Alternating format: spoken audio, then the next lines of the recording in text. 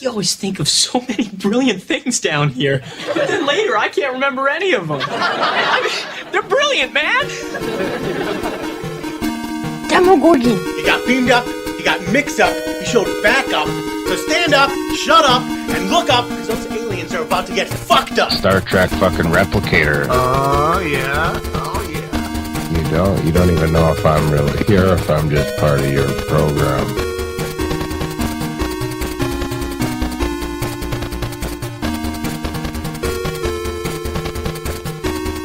Hey, we should record our conversation, man. Yeah, then we could play it back and write it down. Is being recorded. Hey, I'm not surprised, motherfuckers. Not in a pie-in-the-sky sort of conspiratorial sort of way. I mean it in a different, real tangible way. Do you speak English? Saying the Earth is a farm. That's brilliant. Farm. The farm put here by aliens, man. We're cattle. We're cattle. The government knows it's out there, man. What is it? The truth. What are you saying? Out there is the truth. The truth is out there, man. Seriously.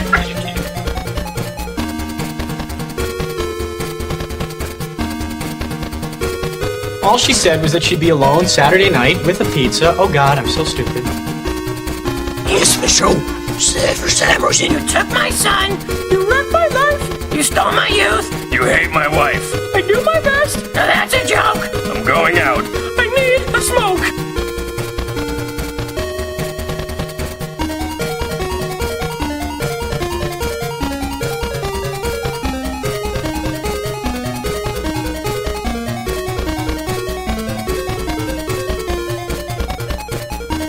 Do you know? I've been abducted by aliens. It's true. Wow, what a story. Okay, you've convinced us. Yeah. Well, I still know what you're smoking.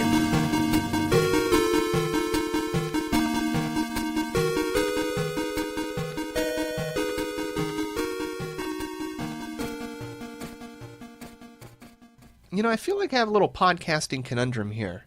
Friends to Know was finally completely sponsored all the way through November, which is a huge thank you to the donators out there. I could not do this without you. You guys give me the fuel to make it happen and the fire to just... It's a passion, it really is. And I cannot thank you for that enough. But when I come to the intros here, I feel like I want to thank everybody, call you out by name, but I don't know if that would be annoying if you're a listener hearing your name called out, or if some people want that. So I guess for right now, I'm going to hold off on any repetitive names. New donations, of course, will always get mentioned. Everything else will get stocked up in the show notes at the end of the episode. All the Patreon donators. But yeah, I don't know what to fucking do, but thank you guys so much for donating to the show.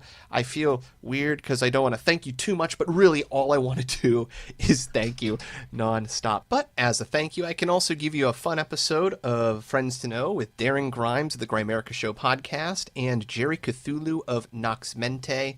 Their info will be in the show notes at the end. Obviously, if you guys want to know more about the show, you can head on over to friendstoknow.space. There you can check out episode art. Got a nice little Party On Wayne gif from the... Well, you go figure it out. P.O. Box, if you guys want to send some snail mail, if you guys want to maybe send a sexy little postcard over, I'll send you something back. Who knows what it'll be? Maybe it'll be an even sexier postcard. In fact, I bet you I can probably guarantee that one. So, head on over there. What else can you do? You can send an email, or if you want to contact us for any reason, have any, I don't know, thoughts on episodes, any feedback, always love to hear from the listeners. You can also find me on the Discord chats and on the Twitters.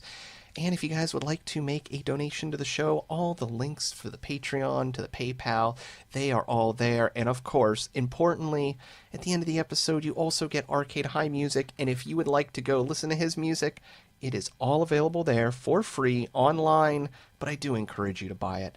I want this boy to be a famous artist, and so if you want, you can head on to the Bandcamp and you can buy the album. But at the end of this episode, we got 2 songs by Ryan. They are, the first one, my favorite fucking Arcade High song of all time is Without You featuring Hannah Edwards, and that is off the Pixel Passion album. And my second favorite song, a migraine numbing song for me, Heatwave, and that's off the Heatwave EP. That's featuring Marissa Truzzo. And then, if you guys are planning on watching the movie Official Denial, then there is a spoiler as a caboose. Don't worry, it won't sneak up on you, and it doesn't completely ruin it, but it sets the tone for the end of the movie. So, motherfuckers, if you're going to see it, don't listen to the end. Unless you like to read that last page, then maybe you should do it. Voldemort dies at the end. Yeah, man, so how's life treating you? I haven't talked to you about fucking anything in, like, forever. I've been just balls busy and... The same old shit, you know? Trying to get out from under my day job. Yeah, so is that back on the priority then? More of a reality than taking the company over? Yeah, I don't think I want to work much longer. I think that's more of a priority than working, than money. It's time. Well, it equates to the same thing. Imagine if you had all the time to push into what you're doing right now. I mean, clearly it would help you grow, so... I mean, it's not a bad argument to put it into what you want to do instead of what you don't want to do. Yeah, that's right. That too. That's where I'm at. I have no passion for my job. Like, zero. So when I go to work, I just feel like I'm wasting time. I don't want to be there. And then it's just usually exhausting or wearing out. So I get home and I'm fucking tired. And then it's like, okay, well, now I don't feel like being creative. So it's a fucking... I hate it. Yeah. C'est la vie, huh? That's right. That's why I'm praying for a giant rock to hit us. There you go. Oh, dude. Then you can't... No more podcasting. No more jobs either. I could handle that. Mushrooms start to grow everywhere naturally. You listen to the latest JRE with Paul Stamets? On the corpses of the dead? Dude, that would be great. Dude, that fucking blew my mind. The thought that mushrooms are actually the cultivators of the garden and that we were put here to make things, and then you have this idea that they've recently shown that the fungal ants, or there's this disease that goes into ants and grows spores out of them and it pops out of the top of their head, and they've thought they call them zombie ants because they'll march into part of the forest, climb underneath a moist leaf, hang there, and then this giant thing grows out of the top of their head and then it releases spores. Yeah. They found that it leaves the brain, this fungus leaves the brain completely intact.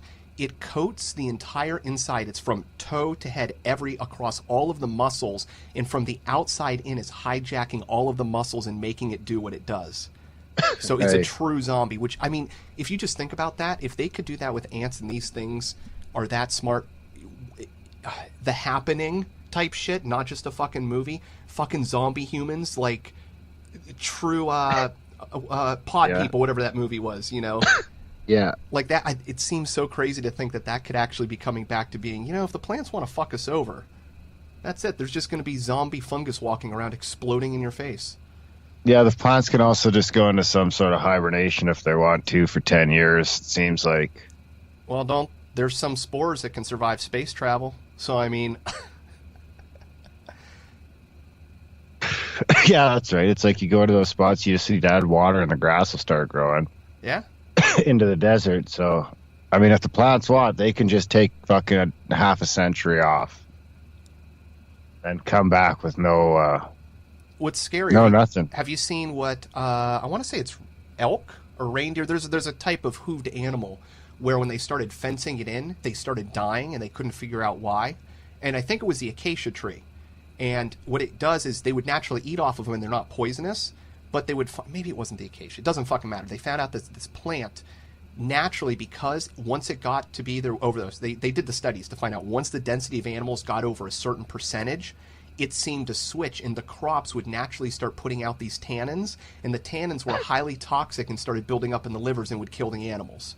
So it got to the point where the plant said, all right, you're taking too much, you're just, you're destroying this ecosystem too much, and then they kill off this beast. Yeah, I think tomatoes and stuff like that are doing that now. Really? Yeah. Maybe that's why Paul Stamets said he couldn't tell us about the portobello mushroom for fear of being killed. Yeah, it could be just that, right? I mean, if our food's starting to fucking generate some sort of a fucking response to our overdoing it, then I don't think anyone would want anyone to know. How do you fix that? Especially when it seems to be that, you know, it.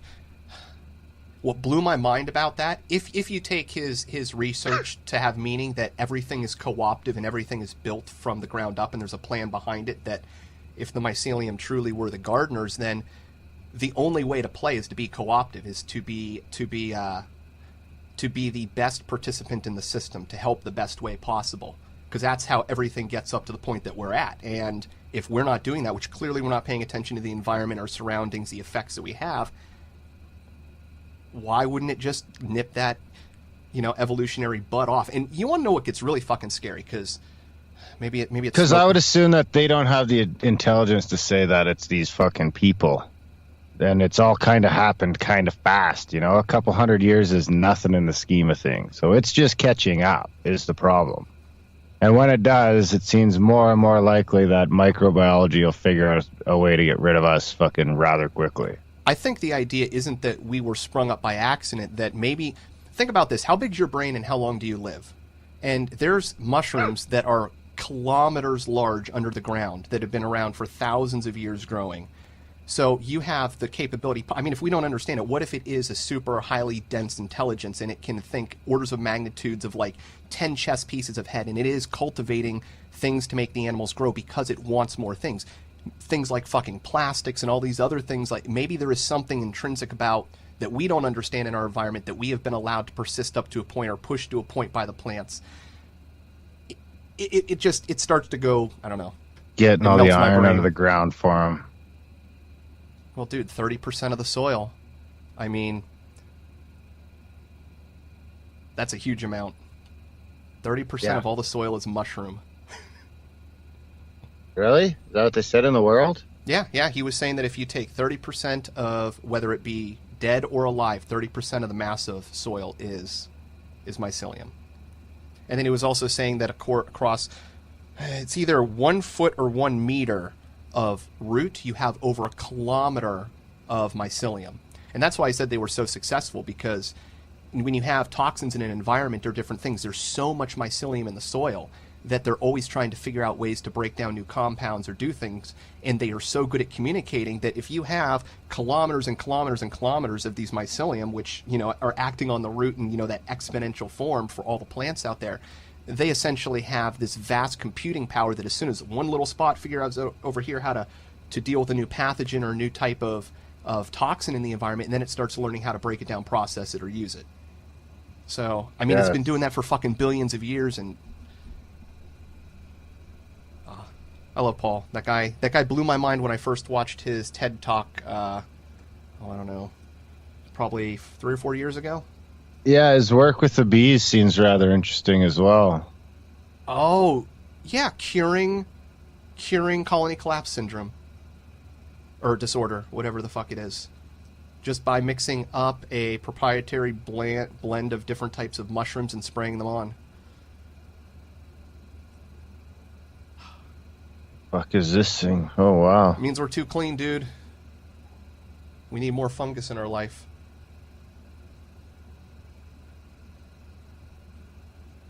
What is Nicky making here? Nicky, yeah, he's got some crazy fucking table there.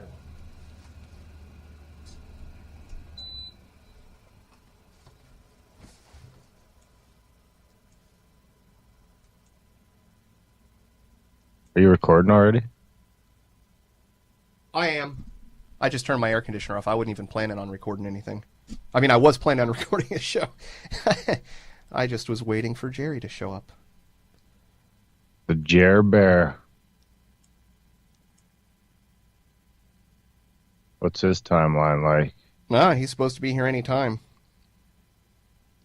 You talked to him today? Yeah, I sent him a message. I sent him a friend request. He said he's returning from hell. He went out to get coffee, and apparently it took him like an hour. Of course, I feel him. I've been recovering from food poisoning for the last fucking 2.5 days. You have? What'd you eat? It was bacon, eggs, and some potatoes that Angie got at a local restaurant for breakfast, and she didn't eat it all, and I came home for lunch and ate it. Then I went back to work to hang artwork, and I threw up at work. Then I left work, and I threw up in the parking lot, or in the middle of the road, opened my door, then I had to pull over and keep throwing up. And then I threw up 4 more times on my way home, and I didn't have anything to cover it with except for a towel, so I was essentially barfing all over myself all the way home. And then I came home and spent the next 4 hours shitting myself. Oh, yeah. And the next morning cleaning my car. It was fun. Good times. Yeah, sounds fun. Yeah, fuck, gross. Yeah. So. Floridian food. Yeah, fucking. I could see that being a big problem with all that heat and humidity. Things really grow well in those climates. All right, I think Jerry's ready. Oh, fuck yeah. Yeah, you guys can, I mean, during the winter, you can put your groceries outside and not worry about it. That's right. I'm jealous of that. You have no idea. Down here, if your refrigerator dies in the middle of the day and you don't know it, you can be fucked. I mean, I'll come home sometimes and, the power will flip, breaker goes and I got no air conditionings. I've had sometimes, freezer will go out. I know what my dad, what a lot of people do is they'll take a cup of water and they will freeze it in the freezer and then put a penny on top of it. And that way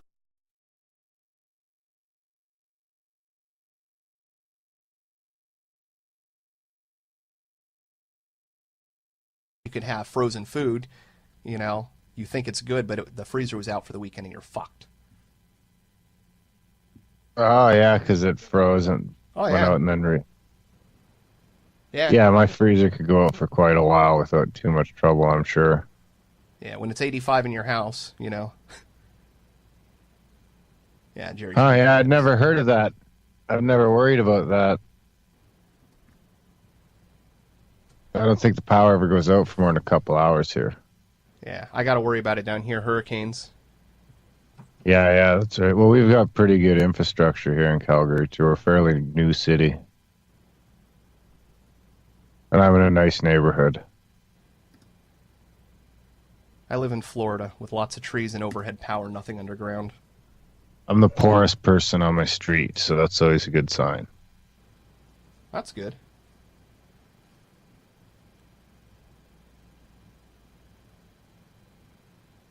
Oh, dice with Jerry? I seen him pop up for a second. Yeah, he popped up. Oh, nice. Apparently the high from last night got lost. Cool. Yeah, he's gonna hop on soon. Add him again. Yeah, how long have you lived there, dude? I know it's kind of, in the general area of where you grew up, but... What's that? Your house, how long have you, In my house I'm in now? Yeah. Only like 3.5 years. You're renting, right? Yeah. I used to live at the other end of the street. Another rental, or? Yeah. I don't think I'll buy here. It's like a big fantasy land. Everything's fucking way overpriced. I'm humming and hawing about getting an acreage eventually, but, Well, you do that, then you got to lock yourself into that country, that location, the province. Yeah, exactly. I'm not sure if I'm ready to commit like that. Even this country. Yeah, I'm lucky. I'm living in my grandmother's house, and my parents own it, so it makes more sense for them to hold on to it for a whole bunch of reasons than to sell it to somebody else anyways, and I will get either their house or this house, maybe both, if they don't have to liquidate before they die. So I'm not too worried about home structure at the moment. Yeah, no kidding. Yeah, that's a good deal. So do you have to pay the mortgage, or it must be paid for then? Yeah, it's all paid for. I just pay them essentially rent to cover any expenses. They put it into an account at the end of the year. Goes toward taxes and everything else. Yeah. That's a good deal. Yeah, I usually end up paying about $800 a month, give or take, depending on electricity. Electricity will bounce up and down $100, but Yeah, so I ain't complaining. I do have all wall-mount air conditioners, which fucking sucks, and I live in an old house that has jalousie glass, so everything fucking breathes. It's always dusty. If I had the money and the time, I would sure as shit tear this place open, remodel it, redo everything, get it all nice and clean, tear out the attic, get rid of all the old animal feces and remnants. Yeah, just do it a fucking a room at a time. I mean, I rent even, and I still redid the bathroom downstairs. It's only $700-800. I don't mind committing that once to just, when I know I'm going to be here for a few more years, because I'm not going to go out and get a farm until my kids are older. They're still 6 and 4. I need them to be like 10 and 8. Or at least 8 and 6 at least before I'm going to take them out to get a farm. They need to be 100% self-sufficient. At least self-sufficient to themselves. And I'd like them to be able to take care of some of these fucking pets of theirs too before I start getting like animals and chickens and all that shit. What kind of pets you got now? Just dogs and cats? Yeah, a couple bunnies. Oh, I'm thinking lunch. 3-4 years and I'm going to head to a farm someplace. By then, the show should be in a position that I can maybe start renting out an office someplace too, instead of being in my garage. Because once I go out to the country, my internet's going to drop off significantly. Well, mind you, fucking Trudeau says he's going to fucking get broadband to every corner of the country, but we'll see. Yeah, it'll come with a bunch of terrorists too. Mm-hmm. They'll be installing it. That's right. Go talk to the Democratic National Committee. They got a whole team over there. They'll hook you up. I actually heard they're just saying they have all they said was foreign student that they found in the University of Thunder Bay, Lakehead U, which is one of the closest cities to where I actually grew up, which is actually like a couple thousand kilometers east of here. And all they're saying was a foreign student with a bunch of guns on campus that they seized, and leaving it at that currently. I think we have terrorist attacks going on in this country. Nobody wants to talk about it. That's my gut that's going on right now. Yeah. Did you see the video of that fucking dude getting brought out of that fucking casino? No, but I heard about it on the No Agenda show. I need to, yeah. Fucking, that is some pretty wild fucking video. I think Jerry's frozen in time. Otherwise, either that or he's doing a real good job at not moving. No, he's frozen. It's some pretty fucked up video. Yeah, I'll check that out. I heard about it. I'm assuming it was as the description is, just a horde of highly trained guards around one guy that looks like a prince moving through a crowd. Yeah, it's just a bunch of people in army fatigues with their guns drawn and encircling the guy, and he's just sort of strutting out. So is the thought that maybe he was the target, and that was there to try to, take him out and... Yeah, well, I think what it would be is that would have been the distraction, or I don't know. I haven't boiled down in it deep enough. I did hear the No Agenda kind of mention it, but I came across the video someplace actually shortly before that. And I was just like, fucking wow. There's so much fuckery at foot. Unless someone just filmed that shit after and threw it out there. But I mean, I don't know. I have a hard time believing that kind of shit's happening either. But who knows in this day and age? I really think that Facebook and Twitter are facing shutdown here. They're either going to face shutdown or they're going to lose the ability to post links. Or you're only going to be able to post links to... Stuff I don't know what's going to happen.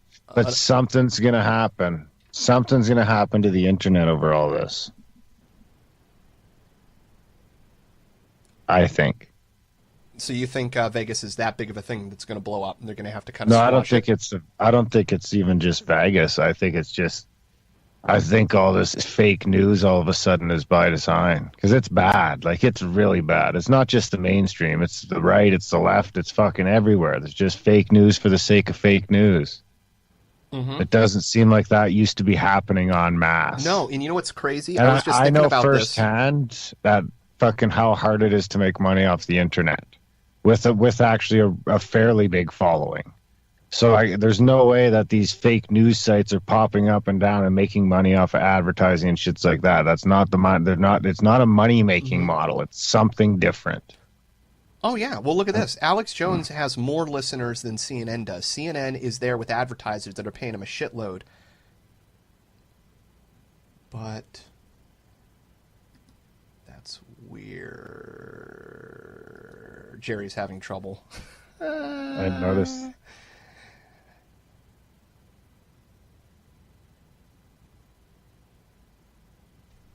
Yeah. I'm thinking about getting a Zoom account. You been playing around with it? So this video was at the Tropicana fucking... Was that a different casino, I think? But yeah, it's straight up like a bunch of fucking dudes with machine guns fucking escorting Buddy out of the casino.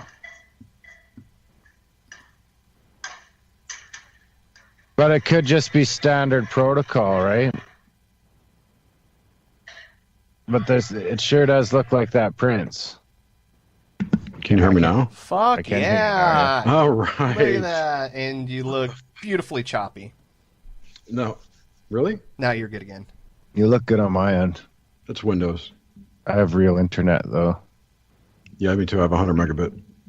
I'm 150. I don't know what they get down in Florida there. I got 150, but I'm on a hurricane-beaten line, so it varies. Alleged hurricane. Yeah. Alleged hurricane? It wasn't much. It was overhyped in the news, like we were talking about. Fucking fake news. Everybody in Florida was like, it's not going to be a big deal. Look where it's going. Storms. I mean, it's fucking storm surge. Watch out for storm surge. Watch out for power lines. Watch out for burning shit in your house and dying of asphyxiation from carbon monoxide. Infections, chainsaws, standing water, drowning, going out and smoking in a storm and getting. Nobody fucking dies because their house blew over. It's so rare. So, yeah. I thought I seen a picture of a house that blew over. Well, and here's the other thing, too. Know your house and know your location. And if your house isn't strong, stay the fuck out of it. I don't know. I've been down here for every hurricane since '82, and I go out in hurricanes, I've been out on my motorcycle, an hour before a hurricane coming on shore in 50-mile-an-hour gusts, having to drive down the road at 50 miles an hour because the winds were so much that if I went faster, I would start to lose control. And if I went slower, it would blow me too much on the road. So I was leaning at like a 45-degree angle going down the road when the gusts would come. Dude, you can never be blown enough on the road, okay? Just saying. Like to see that happen on a motorcycle. That is a talented lady.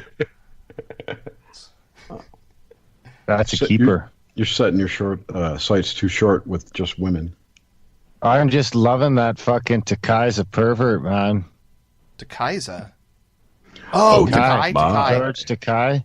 That guy fucking grinds my gears so bad, and then I just honestly, I've never been so excited to find out about a molester in my life. And I mean, that probably comes off as kind of weird, but it happened before I was born, so I think it's okay. I get a pass.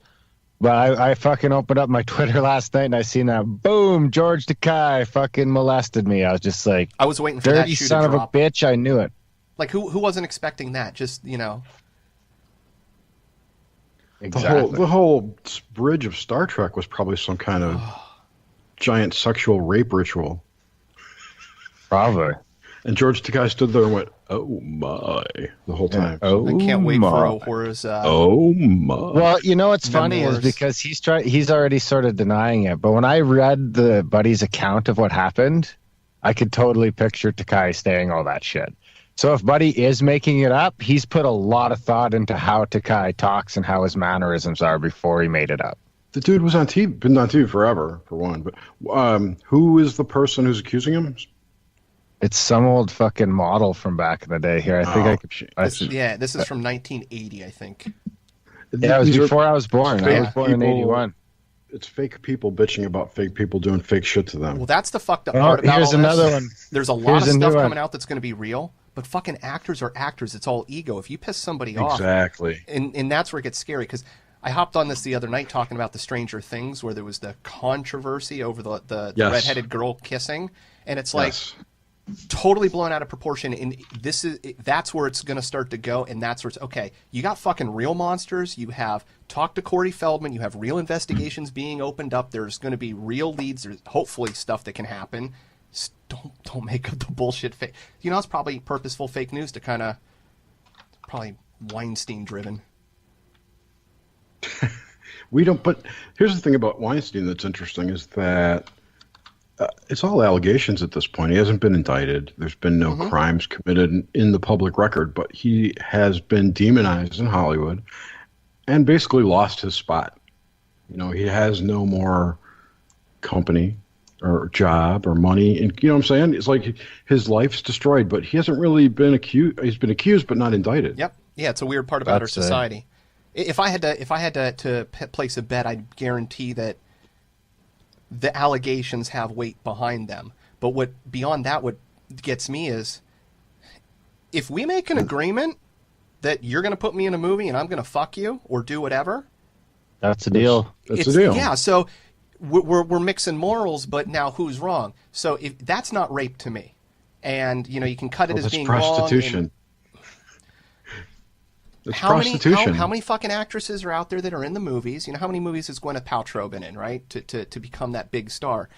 It's a fucked up system, but the fucked up thing is that those people, instead of saying something, they joined and agreed to participate. So it's one of those, I'm sure obviously there's people that are taken advantage of. And the child thing is the one that really bothers me. Because if you're an adult and you go and sleep with somebody for a job, you know, and you regret it, I'm sorry, but you could have said something and not done it. Fucking kids is different, because now you got the adults, the parents that are behind it, and And I think there's a double standard there, too, and this is probably too picky, but you've got a gross old dude wants to fuck a hot young chick for, you know, that's I could see that, but can you flip it around? What if, you know, like Joan Rivers wanted to fuck you for this part you had to have for your career?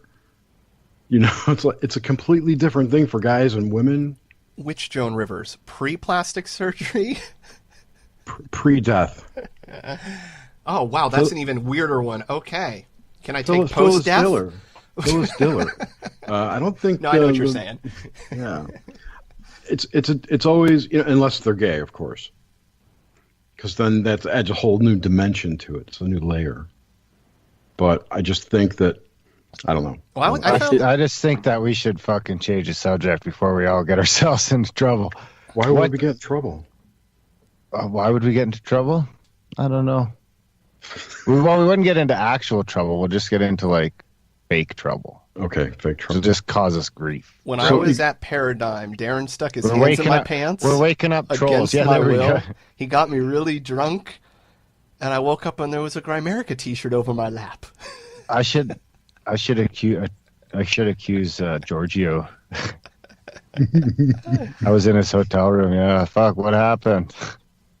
Hey, Giorgio Tsoukalos? Yeah, I got high with him. No way. Yeah, awesome. He actually, I had tried to, so here's the thing. I tried to meet up with him earlier in the night, and he had like no time for me. And then I'm like off smoking a fucking joint later that night, kind of by myself. And he comes over and he's like, "Is that a joint?" And I'm like, "Yeah." He's like, "Can I have some?" So I gave him like the rest of my joint. And then he's like, "Do you have any more?" And then all of a sudden we were like best friends for the rest of the fucking weekend because I had the weed. Have you heard from him since? No. With weed is better. Yeah. Friend with exactly. weed. Then he wouldn't even come on the show when I started the show, and eventually even unfollowed me on Twitter. I was just like, what a piece of shit. He's a fucking bodybuilder turned idiot savant. Doesn't he run Eric Donegan's thing? He runs Legendary Times or whatever the fuck it is. Alternative Creation Museum. Something like that. Yeah, exactly. It's just a different god. Ancient Aliens Inc. is what it is. No, but Donegan has like a Chariots of the Gods Museum, or it's a society. Yeah. He does have something that's how he started off running it originally. Yeah, and he's the curator of it, or the director of curation, or some shit like that. Ancient Alien Museum. Yes. And he's famous because he didn't do his hair one day. I don't know about that. I just know that the society, it's I forgot what I was going to say now. Fine, down again. It doesn't matter. It's all a bunch of nonsense. Yeah, I the whole ancient. So what do you alien think of things- that? Yeah. Have you seen the video of the Vegas guy getting fucking escorted out? Yeah, the one from Tropicana. Yeah, I gotta yeah. watch this now. It's So have it's you- like 25 seconds. I saw it maybe the first week of the shooting. Yeah, yeah, and it just fuck that sure does look like that Saudi dude, doesn't it? But yes, it does. And that correlates with a bunch of other stuff that QAnon guy dropped. That's right, but then QAnon also said that Podesta was supposed to get indicted yesterday, didn't he? The third. Oh, so he's way behind now. That stuff can Well, change though. That's No, a hard one. there's over 50 sealed indictments. Well, that was the I charge seen too. that. Is that he traded a media blackout for? That's a story we heard. Yes. Yeah. Yeah, but that's a media blackout. So who did he make a deal with? Every media company? I guess there's only a couple dudes you Dude, really it still have to fucking make that happens. deal with. Your Media guest blackout? Ellie Winkle or whatever. I mean, I guess I'm being naive because that shit was commonplace fucking 50 years ago. Wait. What a sealed indictment is a media blackout? Yeah, sealed indictment is, but I mean, Well, there are over 50 sealed indictments now. 12 of which came out on November 3rd. so my understanding of a sealed indictment is it's just like in a sealed envelope and nobody knows whose name is in it. Correct. Doesn't that equal a media blackout? Yes, but no, but so I was thinking that the media blackout, Adam is saying that Podesta is already arrested. That No. is also. Well, it Oh, could that's be. something else. The That's idea, something I else. think, would be we put an indictment in. We're waiting for shit to blow over, a distraction. You voluntarily go into custody. There's no worry that you go out. You have an indictment, so there's some judge or somewhere that knows everything that goes on, and it's in the pipeline, but nobody knows. And you're just, I mean, those guys haven't been seen. It's either that or they're off having more police sketches made of them. And if you listen to the nut jobs on. Wait, are you so seriously? Are fucking these people missing? Well, Tony Podesta hasn't been seen in a while, and it was reported that he voluntarily turned himself in because of all this, after the Mueller or all the Russian connections and everything, which is funny. It's turning away from Trump and going straight to Clinton, and now he's, it's fucking. I didn't know that Podesta was missing. I thought, He's not missing. You hear He's just so much not- bullshit. He's not missing per se. He's just not public. But Tony Podesta is not a public guy. You don't ever see him on TV and shit. Yeah, that's right. Yeah, you only see him That's in WikiLeaks like emails with his beautiful artwork. Oh, I did not mean that, by the way. It's kind So of he creepy. could just be on house arrest or some shit, and we would never even know. Correct. I heard that a lot of Congress have ankle bracelets right now. Really? That's what I've heard. I don't know if it's true. I doubt it's true. because the people who say this also say that Tony Podesta's dead. And Didn't John Iceland's Podesta government just fucking fall to pedophilia? What if we have something going on here and there's actual do. government indictment going on? We do. I really do think we do. Well, no, we have a problem. Creepy Biden's all you need to know. But but beyond that, whether or not there's indictments that will stick because they're so deep-seated. When you have fucking somebody on C-SPAN with people around slapping your hands away from children, everybody fucking knows. This goes back to what we were talking about last night, in that when a majority of your government is compromised, let's just put it that way, how do you get rid of it without that political divide and civil war starting? Oh, it's a coup. No, it's cleaning house. No, it's a coup. No, it's cleaning house. You've got two ideologies fighting over. And it just doesn't help that it's hyper divided right now either. Exactly, but the point is the house cleaning we're doing is gross stuff, and then the other side doesn't believe that that's going on. So they just think it's fucking authoritarianism. Yes, and they think that each side thinks the other side is mind controlled or brainwashed into believing that their leader is correct. And the truth is there's a little brainwashing on all sides. Correct. So it's convoluted. I think all this dividing is purposefully being done to prevent the state from falling. That they're trying to make the consequences of them not being needed very dangerous. So, I mean, it's a lot harder to fix the system. There's no majority. Well, not only that, I mean, if you can fucking look at what the last fucking 4 fucking podcasts I listened to, One's about vaccines, and I just posted articles in my fucking vaccine folder today. 18 more girls.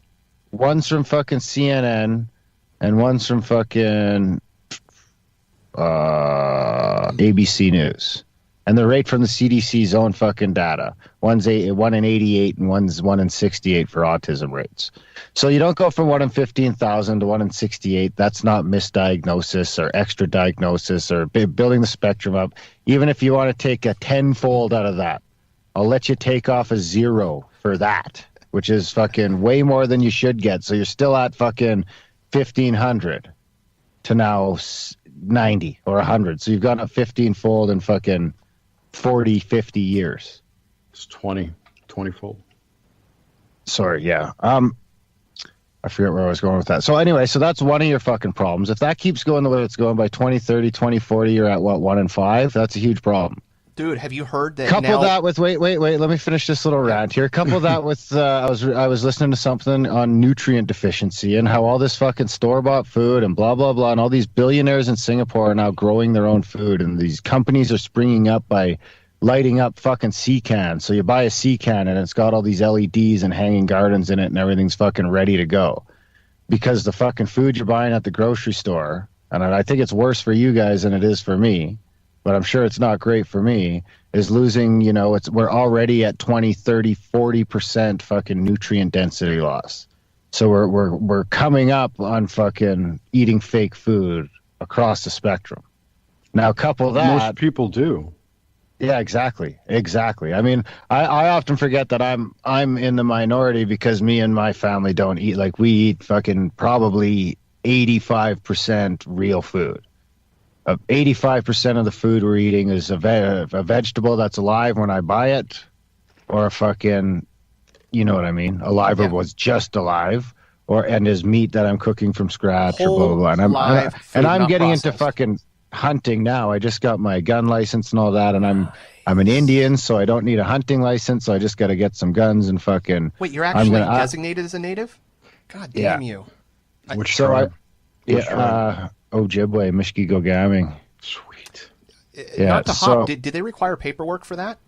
Yes, and I'm actually, both my daughters got denied, but there's special lawyers in Canada that'll fight for it. So I've got. I'm getting ready to send everything to the lawyer to fight for my daughter's treaty rights. I mean, it took me 3 or 4 years, I think, in the courts. I mean, I'm not involved at all. When I was a kid, even my mom wasn't involved. There's just the Indian Affairs of Canada has people that deal with that. So if you get denied, you call them, you send them their info, and they just deal with it. But I mean, I waited 3 or 4 years, I think, after my mom applied for me to get my treaty rights. And now it looks like I'll go through the same thing with my kids. But anyway, once I get on that, I figure within 5 years, I plan to be on, mostly wild meat. But then I was reading something the other day about the fucking health epidemic. I was actually just listening to a buddy on Joe Rogan. Dude, Chris Kessler. Yeah. Half of all people with a chronic disease, 20% of all kids with a chronic disease, 40% of people are all pre-diabetic or diabetic. Yeah, what did he say? 1 in 2 would be diabetic by fucking 2040? It was insane. He was talking about the average cost to treat a person with diabetes. Yeah, sugar. Well, that's my next thing is I got to try and get off sugar. I mean, my wife's chomping at the bit to do it. So I've got a great, we could do it as a family unit. My wife wants to do it. I'm the one who's slowing down that process. Because it's a tough one, man. But anyway, I mean, when I can listen to like 3 podcasts in fucking 3 days, and all of them are predicting the total breakdown of fucking Western society in our lifetime, or shortly after it, I mean, fucking. But that's not bad maybe either. It is just a matter of fucking. Maybe that's why the corruption is so fucking gone, because these people have think tanks and everything else that's telling them this firsthand. We're just getting the trickle down, and these guys are like, we're fucked, man. There's no fixing it. We've gone too far to fix it. So fucking party on, Wayne. Or maybe not even that. I mean, every system needs to be redesigned. It stops working. And I've often thought that governments and systems like that are exactly the same as evolution, is that everything advances. It can't be the same. It has to become something else. And that means global everything. So I think that our country the systems that we have for governance are ready for a new step. The Rome had to fall for us to be where we are today, and we got to go on to something else. How can we be sure that this is not part of our natural evolution? Well, everything's natural. We so, can't. I mean, Yeah, exactly. So by fighting this, we could be breaking something. I'm playing devil's advocate. Yep. I actually don't believe that. I think it's Yeah, bad. I think to a certain point. I mean, for during all evolution, a certain amount of it is always pushing back. Otherwise, I think that's where you start, running into total mutation. Well, nature instead shows of us just that. subtle. If you go into heat or cold therapy, you have stressors in your body, markers come out. It's bad for you. It causes inflammation. But then the return is lowering of inflammation that's greater than what you got in. It's the same thing with vaccines. You get a vaccine, it decreases certain problems in you, but then you end up with increased allergies or different deficiencies. You take out parasites, your body's no longer fighting those, and it attacks your body. So every time that we try to lessen the stress that we have on our body, you lose the ability to be stronger. I mean, we probably at some point in our history were all fucking Wim Hofs. And now You know what I think of some of those vaccines is like the fucking trellis I use on my pot plants. It works real great until I take the trellis off, and then everything just fucking falls over and breaks. Which is fine when I'm harvesting the plants, but it's like that artificial atmosphere I've created to make the best of my buds. Well, it grew into the environment. Is unbelievably frail. Mm-hmm. But I think more to your point, Adam, you've got your body operates as a perfect machine, and then you're introducing things to stop it from getting sick, which, as you say, make those things bored and attack you instead, right? You've got all these things working against you in your body while you're trying to fix it. It's kind of the pushback, the same pushback on evolution idea. You've got pushback from the things that were meant to do that, who are now being usurped by the vaccines or whatever, right? But you can apply that to food, to water, to air. Yeah, all the things I think the big one's food and environment, honestly. The problem with food is your evolution's working against you. Right. Well, I mean, that's probably a lot of source of disease. You've got all these, your whole immune system is basically fighting you. Instead of being in harmony with you, it's turned against you by all these toxins. We cannot survive without a healthy gut flora. I mean, you've heard about it, Right. poop transplants, and they're very true. You have personality changes and such with people by changing dietary or gut flora. There's a good amount of evidence that for a lot of people that have autism, that if you can change the inflammation within the gut and reduce that with a lot of anti-inflammatories like cannabinoids and different things, that they're in changes of diets going on to, gluten-free and different paleo diets, that there's increases in behavior by decreasing that inflammation, which clearly has a different cause. So we are not interfacing in our environment. We've removed ourselves in a way. And I don't even think it's necessarily the foods we eat, because clearly if we're eating things that these microbes can't process or aren't used to processing, there's going to be a different buildup there. But what was I going to say? What's scary is the preservatives and the shit that they put in the food. So it's not just the food. You're putting things that keep things from growing, but when it goes into your gut, it then starts killing the things that are naturally growing in there. So I think that's probably a big part of the processed food, is that it's sterile and there's nothing in it, and then the shit that's going in is made to kill anything alive. I heard this person this week talk about how if you step back from our lives and look at it, we wallow in death. Everything around us is death. We burn death in our cars. We eat dead things. We ourselves age because of that. Everything around us is dying at all times. And it's kind of like, and our religions are death cults. It was just a real interesting statement to hear this. Look at the death around you, and we all are trying to celebrate life, but we're in this thing that is just surrounding us by death. There's the true mind control. Oh yeah. I'm always fascinated by how popular skulls are everywhere. My cat. Oh yeah. Yeah, right. Right. Look at my fucking arm. Oh yeah, me too. I've got 3 skull tattoos. Yeah, 3. Didn't you know that by now? Every time we talk about tattoos, you get a look, man. I love tattoos, man. I do too. I'm addicted. I'm jonesing for another. About tattoos, Adam's got to start looking around. I'm waiting for my youngest to be able to write her name so I can go get my next one. Sorry, I have 4 skull tattoos. One of them is a Ghostbuster skull. I forgot that. You know what my favorite tattoo is? No. Hello. Mom? It's one on my back. I got to get my cat, and I'll show you. Hold on. What's your cat doing? Trying to get in. In the he's house. knocking at the door, yeah. Nice. I didn't know Jerry had tattoos. You want to guess on what it is? It's a fucking. I'm guessing it's some like a sort- Guatemalan some sort of gangster ode- tattoo. It's some sort of ode to Monty Python. Cthulhu. No, Monty Python all the way. Nice. Oh, it's Bender. Ah. Nice. Monty Python, that's not bad. That was close. Yeah, television show. That's right. Bender's my hero. I just watched Monty Python for the first time. Did you like it? Yeah, it was okay. Yeah, it was okay. It was not bad for a fucking 40-year-old movie or I was whatever. going to say the fuck its hold-up value is not the best. Which movie?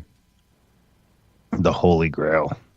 Oh, that's kind of cheesy too. You should watch The Life of Brian. That's a really funny one. See, I'm that gonna one watch doesn't that do it one for me next. anymore. It did it for me as a kid, and when I've tried to watch as an adult, I just didn't laugh. I'll be honest, I haven't seen it in 30 years, so Maybe you should might watch be it right. again. I probably couldn't get through it. You know, I'll tell you something. I watched the Valerian and the City of a Thousand Planets or whatever it was that just came out, the new Luc Besson movie. Oh, no. I didn't know, but I haven't fucking even love heard Luke. of it. Yeah, me too. Me too. It was really good. I really liked it. Well, yeah, I did. I liked the plot. The plot was really good. The actors they chose and their style I did not care for. This nonchalant emo kid thing. Like, oh, I'm going to be back. You know, you got to watch it. You'll see what I mean. But I don't even know how to describe what they are. It's that Dane DeHaan guy and some model, Kara something or other. Kara... Knightley? No. Sedgwick? Blonde. No, young kid. Not those people. She's a model. She's not a singer, an actress. It's like I have no idea. Cara Levine. I'll find it. Never mind. Is it in theaters? No, it just came out on DVD. Okay. I'm so far, I find myself behind on the movies all the time without cable because I don't see any of the commercials. You know that cloud service that you and I are part of? Yeah. I think it might be on there. I'll take a look. I just got all my cloud services working again, actually. Her name's Cara Delevingne. Delevingne. Delevingne. Levine. What am I thinking of? Levine. Levin. Ira Levin. Oh, Levine from Levine. I don't know. This is French Levine. How do I share screen? I don't think there is a share screen in here. It's shitty, man. Yeah, there it's is. Skype. No, Is there? no. Why are we using it if it sucks? Oh, because it's all I don't know. ever knew I've about used until- Skype for all my fucking shows. All 251 of them have been through Skype. I really like Zoom. The only issue I have is I get a little bit of lag sometimes with all the video going. Yeah. And I start to robot a bit, but I haven't tested out the audio and stripping it and making sure that's simple and easy for me to do. And so until I play around with that, I want to make sure I had one podcast I knew I could set to stone. So far, I don't know. Let me see So my far, screen. yeah, This chick, Cara Yeah. Delevingne. Her. she looks fucking crazy. So Isn't she I the one that haven't, just said that she wanted to sleep with the Stranger Things kid when he I have no- turned I have no- 18? I have no idea. I do not watch any of that shit. All right, I might you be should talking come out about and say.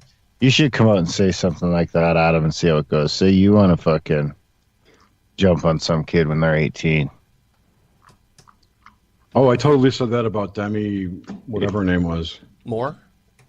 No, Demi. She's like a Jesus Disney Christ, queen. he's not that old. No, was it? I actually am, but yeah, she's younger than me.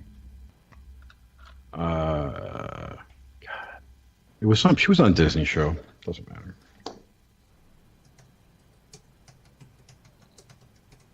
Fucking Disney. I've seen Moana so many fucking times in the last couple of months. Mulan? Kids. Moana.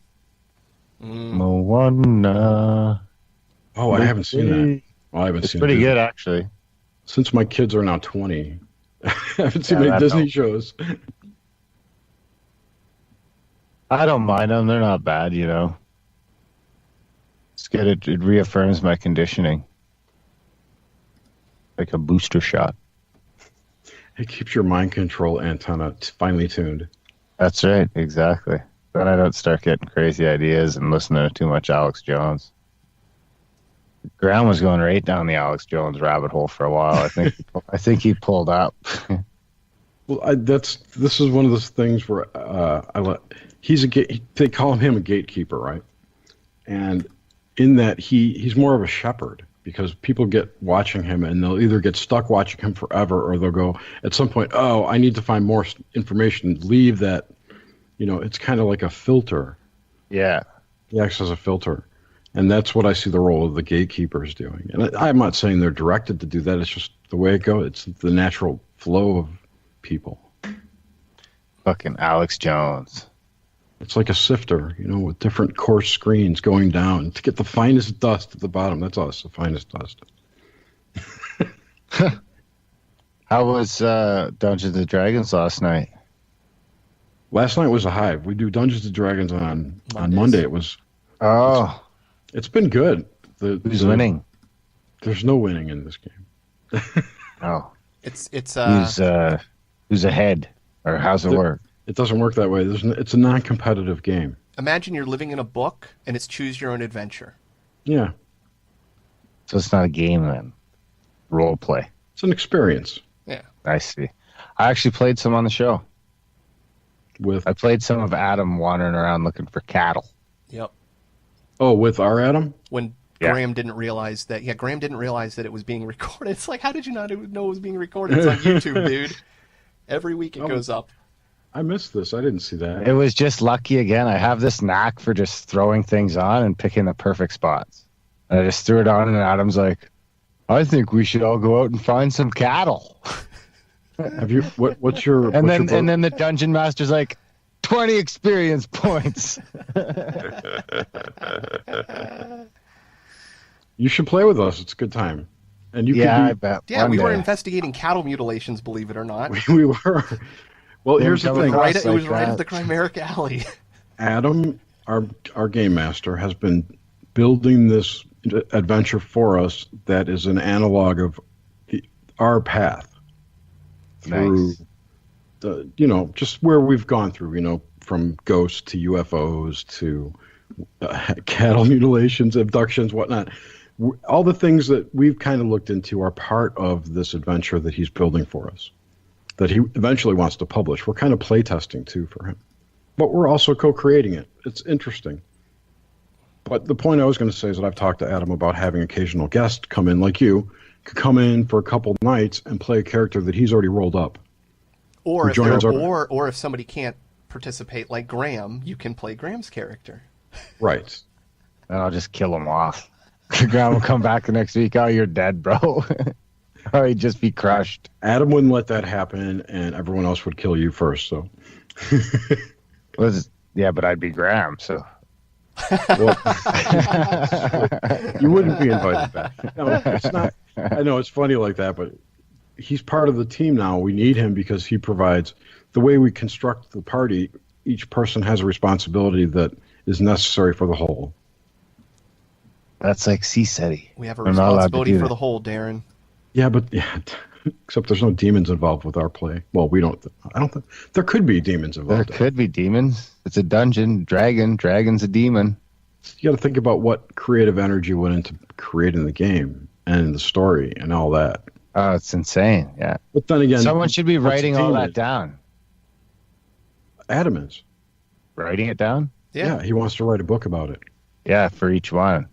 Dude, and the YouTube videos are getting more views than any of the other stuff that Grim is putting up. So people are actually watching. We're getting like 30, 60 views or something.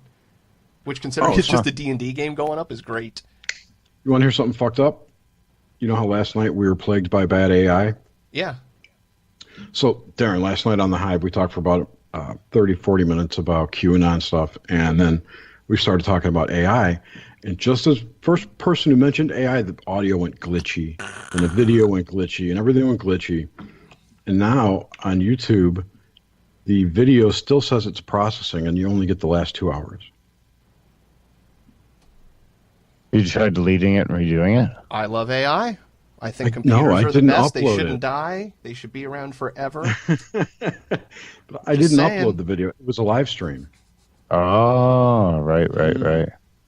By the way, I had the wrong name. I'm recorrecting it. It's a lady named Allie Michaels who was hitting on that kid in Stranger Things. If you're doing it on YouTube, then that's Google, which is the alphabet company. Right. No, I'm not looking to point a finger. Oh, what if the deep state is just AI manipulating people at the base? Dude, I've already the way I've heard it, it's the other way around. Is now Trump is just doing whatever the AI says. He's probably one of those fungus things, right? He's just filled with fungus. That's why he looks a little chubby. And I don't want to. That is such a disappointing. disappointing. That is such a disappointing outcome. Wouldn't it be great if he was just doing a speech and then all of a sudden something started growing out of the top of his head and spores exploded and Congress was taken over? It'd be like the greatest thing ever. The mushroom. Or his face fell off and it's just like an android. Yeah, Westworld. It's like at the beginning of Rick and Morty. Yep. I've seen the first season of Rick and Morty now. I haven't watched any. Have you seen it uncensored? Yes. That's the best. Yeah, it's pretty good. It's pretty good. I was pretty impressed. For fuck's sakes, Morty. So one of the guys who created that show, Dan Harmon, has a show which is called Harmon Quest, where he and his friends play Dungeons and Dragons for an hour, and they kind of animate it and use the gameplay as the voiceover for the animation. I think it's on that same server too, by the way. I think actually there's a couple people in Calgary that have started up a D&D podcast.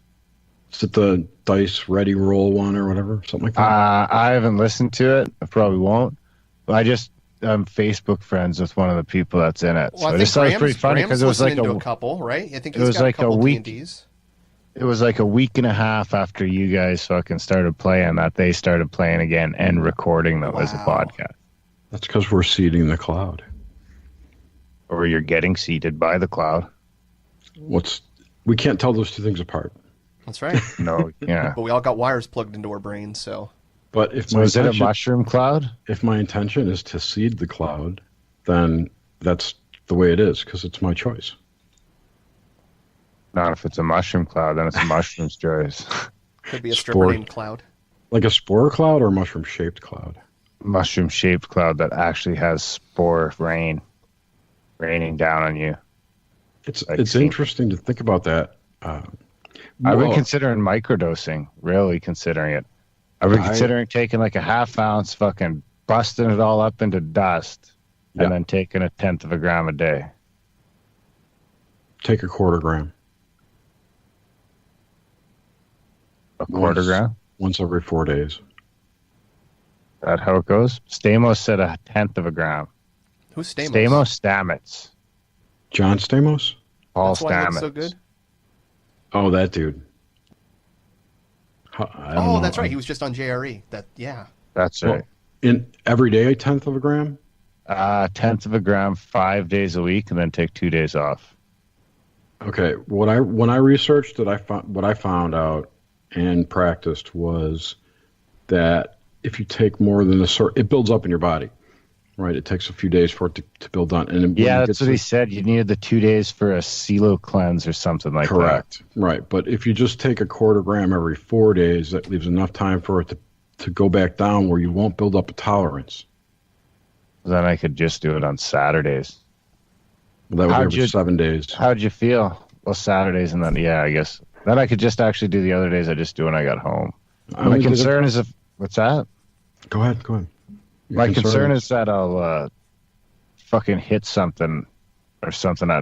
Something will happen and I'll end up doing a drug test after I just ate like a 1/4 gram of psilocybin that morning. But does psilocybin show up on a drug test? Well, I don't know. I don't think it does. I think it's... Drug tests are targeted. They look for certain things. Coke, crack, meth, heroin, pot. Yeah. There's probably no psilocybin check. That's what Graham and I were saying too. There's probably, but just boom, this motherfucker's on mushrooms. Jesus, they also look for it in parts per million. So you got to divide, 1/4 gram up into parts per million of your body's mass. Yeah. So how'd you feel on it? You're not doing it anymore, so it couldn't have been. I'm not. Because is that an access thing or was it? Yeah, access thing. I did it for 2 months. Oh, really? So if you had the access, you would still be doing it? Absolutely. It was, and I probably would have experimented more on the dose. So here's something interesting. That Paul Stamets guy was just on JRE talking about there's other mushrooms that are legal and psychoactive, although you need like 10 times as much of them. And I think it was lion's mane or something. And he sells a lot of gourmet mushrooms and mushroom mediums. I was talking to, if you hop on to, I can send you the links, but if you look at my Twitter feed, there was a bunch of people that were sharing his website stuff, mushroom mediums, things that they were growing at their houses, and the spores. Yeah, apparently there's a couple of people out there that use his stuff and love it. Lion's mane's real easy to grow. I've never grown a mushroom in my life. Oh, they're really. My buddy in BC grows magic mushrooms. I forget which ones they are. They work great though, and that's where I get 90% of my mushrooms from. Right, they're growing right. He grows them. So all you guys are out on the West Coast. No, you I'm and east. Graham. No, not you. I'm in. We're just east of the Rockies. Okay. Calgary, yeah. We've got to get to the mountains. So You're in Norrie land. North of Minnesota. Northwest of Minnesota. I'm straight north of Idaho. Okay. That guy's from straight Idaho. north of Montana, actually. But when I go because when I go south, I cut into BC first and then go down into that little sliver, Idaho, between Montana and Washington. I go through like Sandpoint, Coeur d'Alene, and then I'll cut over into Washington. I don't know where any of those places are. Yeah, they're like, the people there are kind of cool. There's a lot of cool hippies there because those are the people that have got like as close to the Canadian border as they can get for when the shit goes down. You know what I mean? That's how I picture all those people. Like those people in like Bonner's Ferry, Coeur d'Alene, Sandpoint, all those motherfuckers could be in Canada in like fucking 45 minutes. It's pretty easy to sneak in. I mean, I don't even know the difference between. Well, I mean, they would never stop them. Oh, just go up to northern Minnesota, Adam. Go to the portages up there, and you can portage into Canada, in and out all day long. Yeah, no, exactly. Yeah, that's right. Yeah, I in southern Manitoba, people are accidentally fucking, farm fields, you can just accidentally be in. Actually, my wife goes to visit while her grandfather passed away, but when she used to go, yeah, she had to put her phone in fucking airplane mode because it kept fucking bouncing to a U.S. tower and you get hammered with the fucking roaming charges. Yeah, I saw. You stepped over an imaginary line. That's the best part. Well, I watched a great show called Drugs Inc., and there was a guy talking about how he would transport pot from U.S. to Canada, BC, and he would fill this giant duffel bag with just dried, compacted weed and go marching over the border just on foot. And they would do that every season. They'd make like 2 trips back and forth. So, yeah, I don't know, man. The border's too big, unless Trump's going to build a wall up there, too. That's not going to happen. Well, it's such a stupid idea. All you got to do is It's not an idea. Why do you believe it? It was just a fucking campaign promise. And it's nonsense. Nothing is going to come of it. They're building prototypes with solar panels in different colors. Oh, whatever. A prototype fucking wall.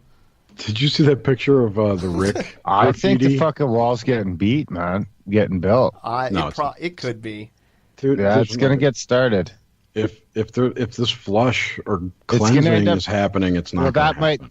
If that happens, it's not going to happen. If that's true, then, I mean, the only reason that all happened is probably because Trump was instilled to do just that. That's what QAnon says. Exactly. So if that's happening, then the wall's not getting built. If that's all bullshit, which I would say is a coin toss, then the wall might get built. We're fucked if that's not true. So there's actually... If that's not true, and the wall's getting built. so it's going to be like, when fucking America collapses, there'll be a half a wall on the southern border. Eric the half a wall. That was a Monty Python joke. That's useless to me. There's a Eric the half a bee. He's a half of a bee. There's a song called Eric the Half a Bee Song. Never mind. It's a Monty Python skit. Really? Yeah, I'm just sort of dipping my toes into Monty Python. Look up Dead Parrot sketch. It's a whole new world for me. The argument sketch. Ministry of Silly Walks. Silly Walks, yes. So it used to be like a Saturday Night Live type thing too, or? There was Monty Python's Flying Circus, which was a sketch comedy show on the BBC. You see titties and stuff too. It's great. from 1973. Oh, It's yeah. what I watched on Sunday nights when I was a kid. Oh, me too. I'd watch that in Benny Hill. It was the greatest. Me and my dad would sit around and watch and it. the two Ronnies. I don't remember that one. Occasionally the two Ronnies. Hello, I'm Ronnie, and I'm Ronnie. Oh, yes. It's all lost on me. Over They my were- head. They're British comedy shows from the 70s that they ran on PBS. I used to watch Are You Being Served? That came long after. You Yeah, should. You know what you would enjoy is Faulty Towers. Oh, Faulty Towers is a good one. I've seen some of those Faulty Towers back in the day too. Yeah, it used to be on one of the channels I got. Absolutely Fabulous was one of my favorite shows as a teen. Never liked that show. Did you ever watch The Young Ones, or ever hear of or see The Young Ones? Nope. No. I have to seek that out. It is one of the funniest. Jerry, you might be able to help me. You might be able to help me. First Wave. First Wave. First what? Wave. It's a sci-fi original television series that is no longer on DVD or anywhere else, and I want to kill to get a copy of it. And let me see, what is it called? First. 1998 to 2001, Yeah, three seasons. Yeah, my internet's lagging. Yep, that sounds On right. Sci-Fi Channel. Yeah, there's going to be an actor, Cade Foster is the lead character in it. You got Sure. one of the scientist dudes who is in the giant blue dick movie. Watchmen. Watchmen, yeah, he played the scientist friend who died Ooh, I of like cancer. the Watchmen. Oh, the woman? Isn't that Dr. Manhattan? Yeah, Dr. Yeah. Manhattan's friend. He didn't play Dr. Manhattan, but the actor in that plays. It's actually a really cool story. Billy Essentially, Crudup. Billy Crudup is the guy. my internet's still not working here. Essentially, they find Well, clearly your internet is working. Well, it's my web page isn't responding, so it's my browser. That's it. It's 22 gigabytes. Really? But it's- What the fuck is 22 gigabytes? That's how much disk space it will take up on my server. Oh, the whole series? Yes. I recommend you watch that. That's one of my favorite shows of all time. They Well, come do up. you They need take it? I will get it for you. I don't want to watch it. I would love to have it. I'm not tech savvy when it comes to downloading shit, so I'm an eBay person, and All right. I'll download it for you. dude, you're fucking awesome. But here's maybe I don't know if you'd like this, Darren, but they take the works of Nostradamus and they realize that Nostradamus was actually an alien, and that centuries ago there was a plan for an invasion, and they were starting different waves. There's a first wave, a second wave, a fourth wave, and I forget how many waves there are. And we're in the middle of like the second wave. You get your people on the ground. He was part of like the first wave, Nostradamus, and he wrote these writings that gave clues to all the things that are going to be happening with the plan. So they go along and they're deciphering it, and it's the guy, Cade Foster, who was set up for murder by the aliens when he was a cop. He goes rogue, has this little geeky scientist friend, and they kind of go around the country trying to fight the aliens, disrupting little things and weapons and plans, and the aliens Well, are that like, does this sound guy's- cool. I oh, will it's- watch it's, that. It's fun, yeah.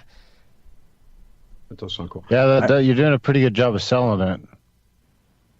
I think. What year was personally this that- produced? In the 90s. 1990s, And it was a made-for-TV show. Fucking 90s shit sucks though when you try and watch it. I used to love like fucking Con Air, and what was the other one with The Rock with Nicolas Cage and Sean Connery? I tried to watch that yeah. shit again. I was just like, oh my god. That's a movie. This is a TV show. I like The Rock for the Is there a difference? one-liners. Yeah, I think so. It's like saying, the X-Files sucked in the 90s. Yeah, the X-Files kind of sucked. No, it didn't. The X-Files was awesome. You know what was really awesome that and back. is really, if you want to talk about disclosure in media, like disclosure of what's going on in the background, I think Fringe. Look to Fringe for that kind of thing. That show. Oh really- yeah, I've watched the first couple seasons Fringe of that. is really good, but what was Fringe hinting at that I missed? That there's only one thing that we're fighting, and it's our reflection, Oh, the I other gotcha. universe, and the whole mental aspect of what we're doing for real. This isn't a real I thing. need a it's just definitive conscious list. reflection. Plus the whole time travel thing, reptilians being the aliens, being future humans, and that there's something coming up where there's a point of no return, but they fixed it. If you watch the whole season, I watched it. It's great, and you're not ruining anything to Darren. It's such a complicated show that you can't Oh ruin yeah, it. no. Yeah, but Yeah, if you I look need at the to Observer, take some shows, write them down for winter.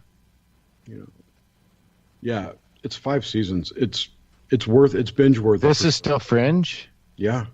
So I'd have to just pick that up again because I was a season or two in. That's where they're like scientists, right? In the FBI or some shit.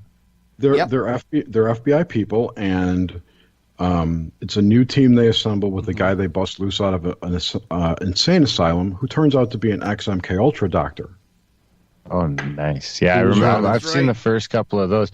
Did you ever watch? Did you guys ever watch? What was the one where they turn into werewolves and vampires and shit? Buffy the Vampire Slayer? No, it was newer than that. I can't remember what it's called now. Anyway, the reason I brought it up is actually the girl from my hometown is in it. Who was in it, Darren? Kristen Hager. A friend of yours? No, what was it? I wouldn't say friend. School. We went to school together. Schoolmate. That's cool. But a town of 5,000 people. Yeah, she made it in Hollywood. She's doing something else now too. I can't remember what. I don't pay attention to any of that. But and she probably doesn't have to rape babies. She's probably the most famous person from our town, anyway. That's cool. I don't think. Our town's pretty crummy, so I'm probably like the second most famous person with my shitty little podcast. I bet you're the first. I bet you're the most famous person. Does Graham live in the same town?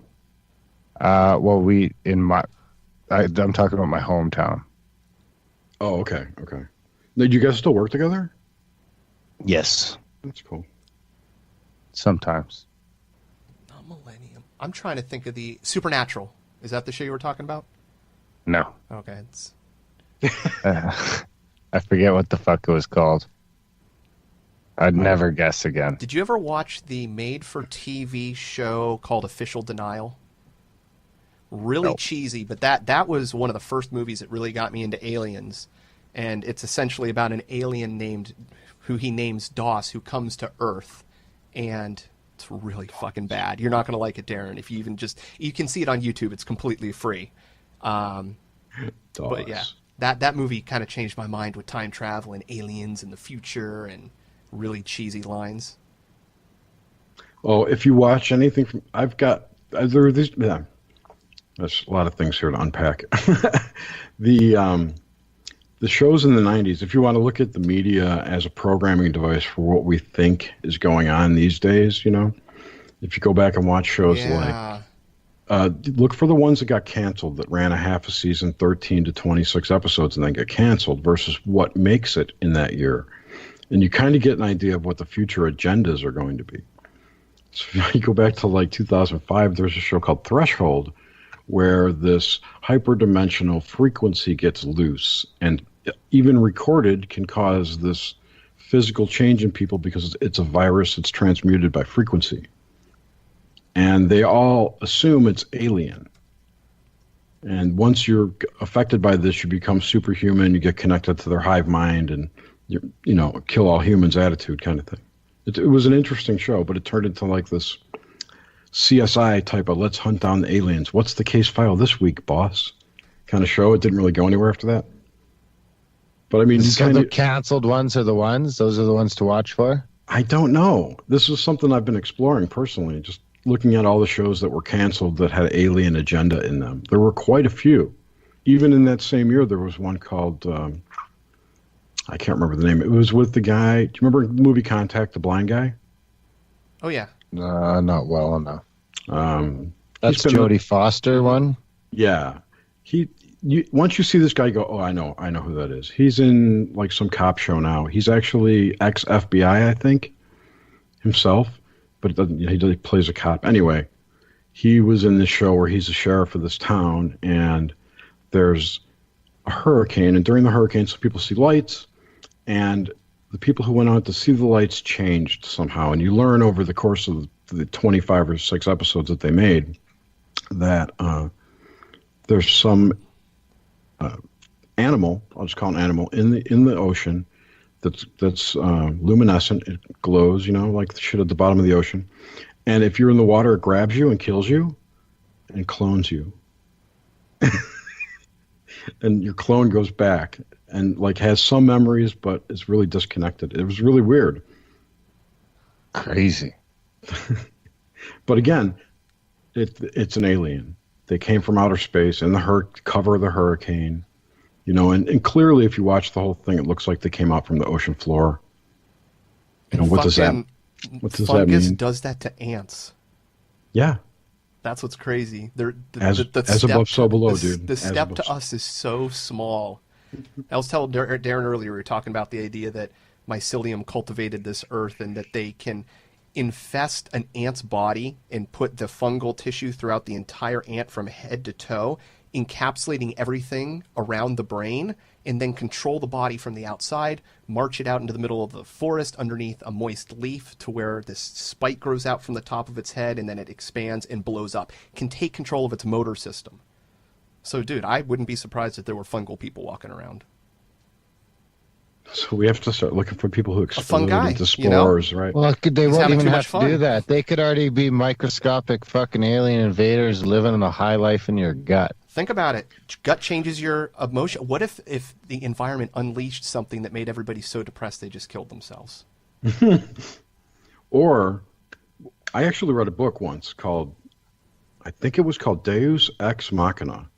I'll look it up in a second. But the story was that some kind of pathogen got out from a laboratory and it caused all the flora to hyperpollinate. And what happened is everybody got lethal allergic reactions to it.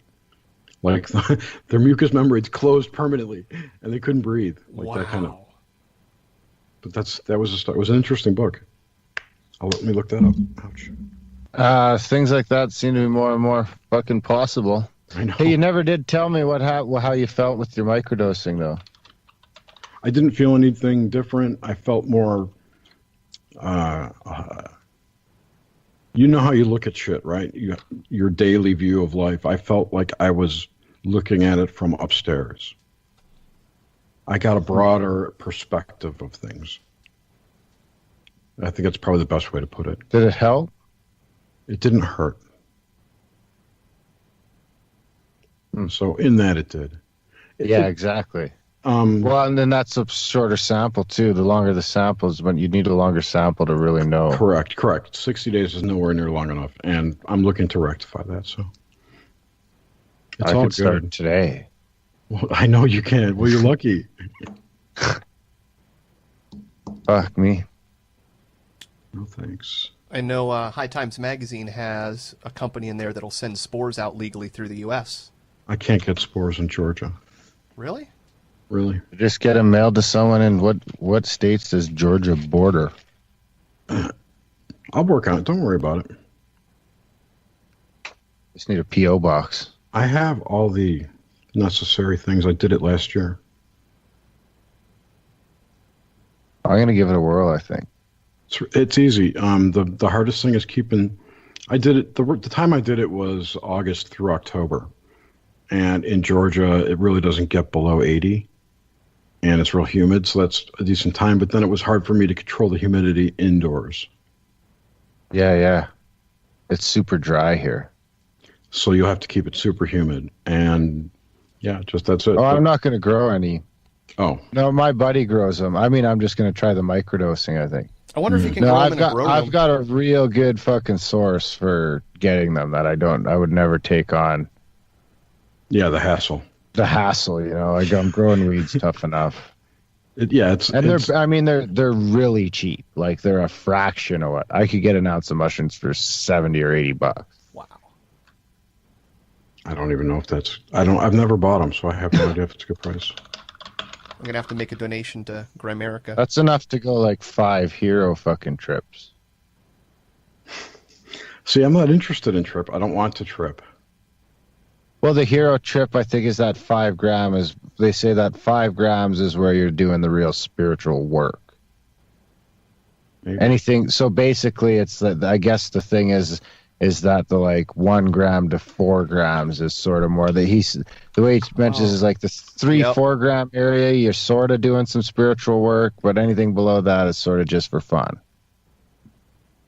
But that's in a one-time sense. I mean, microdosing is in a sort of room all to itself. But I mean, the 5 gram or the 10 gram thing interests me. I mean, he fucking took 20 grams and cured his stutter. I mean, what else could you do with fucking 20 grams and some determination and a plan, and maybe a chaperone or a guide? I think chaperone's probably the most important thing. Like quitting smoking. Trip shitter. Trip for sitter. example. You know, like I think you could really have example. You bring people over to your house, you give them a fucking quarter of mushrooms, lock them in the room, and you just fucking tell them how shitty smoking is for 6 hours. See what happens. You find them dead.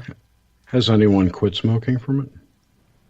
I don't know. I've Yeah. never even looked into it. It just came to me when I hear the stories of people beating depression and rewiring their brain to not be depressed, rewiring their brain to beat PTSD, rewiring your brain to no longer have a stutter. Yeah, I really look at that as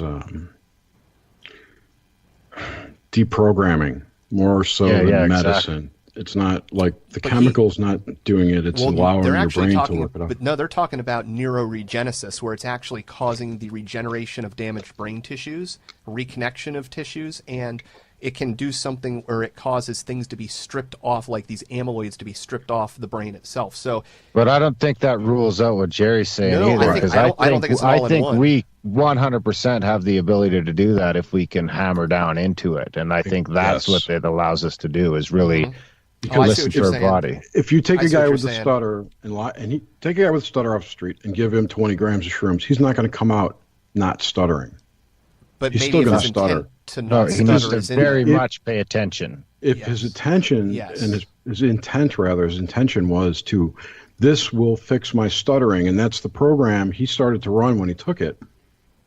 That the psilocybin would then allow it interfaces your intention more so to your organic control of your body. I think that's all of reality. That's It allows you to see the user's guide, as it were. It's like hyper fucking meditation. It's like what you know. It almost sounds similar to what yogis are fucking doing when they can just meditate. That these guys, like, I mean, Wim Hof at a certain level is probably doing the same things. Like personally, I find myself kind of hyper temperamental in regards to temperature. Like when I first go outside, if I'm in the cabin, I don't want to fucking go outside. It's cold out there, and I'll put on a bunch of clothes to get out there. When I get out there, I'm super comfortable, and I don't think it would have mattered if I would have put on the extra clothes. It's just a matter of jumping head first into that other fucking realm. And I mean, I've even noticed that in the dead of winter, where you go outside and you stay outside, and you go outside to have a smoke, and you're like, holy fuck, it's freezing. Let's get the fuck back inside. Mm-hmm. And then you finish your smoke and you sit there and fucking blab to each other for another fucking hour and you don't even notice. Fuck, I remember the one time we went out to have a smoke and it was pitch black. It was like probably like the second or third week of December. I think actually my family was already gone home, back to my hometown, and I hadn't left yet. I was going to leave, fly out later or whatever. And me and Joey were here and we were fucking tripping out. And it was actually, that was originally going to be psilocybus too, but then we were both on mushrooms and nobody there wasn't on mushrooms, so it just didn't happen. So we actually went out back, and this was probably this was a year after the first psilocybus. We went out back and we have a smoke and we're just there hanging out. We're like, fuck, let's go for a walk out on the lake, because the lake was frozen already. And I hear ching, ching, ching, ching. And a fucking horse-drawn fucking sleigh with 2 Clydesdales goes right by the front of my house on the lake on the ice with a bunch of people in the back singing fucking Christmas carols. And we're just like, let's go back inside. So actually, we went back inside and we watched I Am, the documentary I Am. And I remember it wrapped up. I had already seen it. I had already seen it once, but I remember fucking Joey was just like, holy fuck. Like, you could tell it fucking really fucking dug deep when he was on those mushrooms, and fucking, he still says it changed his life. That's cool, man. Good old Uncle Sam don't want you to have that. Everyone who does a lot of shit like that says it changes their life. And the first time I tripped, it changed my life too. Really? Yeah. Because I looked at things differently. I realized there was an underlying fabric to things. There's more to to the reality that you're in than you can see. Was my takeaway from the first time I did acid. And that was at 17. Wow. But I had already been, deep into Robert Anton Wilson and Crowley. I was reading this shit at 12, 13. See, I didn't give a shit about anything till like 5 or 6 years ago. Like, I had honestly just decided to give up drinking and cocaine like fucking 2 weeks before I met my wife. Not met. We had known each other our whole lives for this, but when we, connected was about 2 weeks after I had fucking was like, okay, no more fucking. Maybe intrinsically nothing. knew. At that You were time, I getting had ready. no fucking spiritual thing. It wasn't long after that she was pregnant, and I just gave everything up.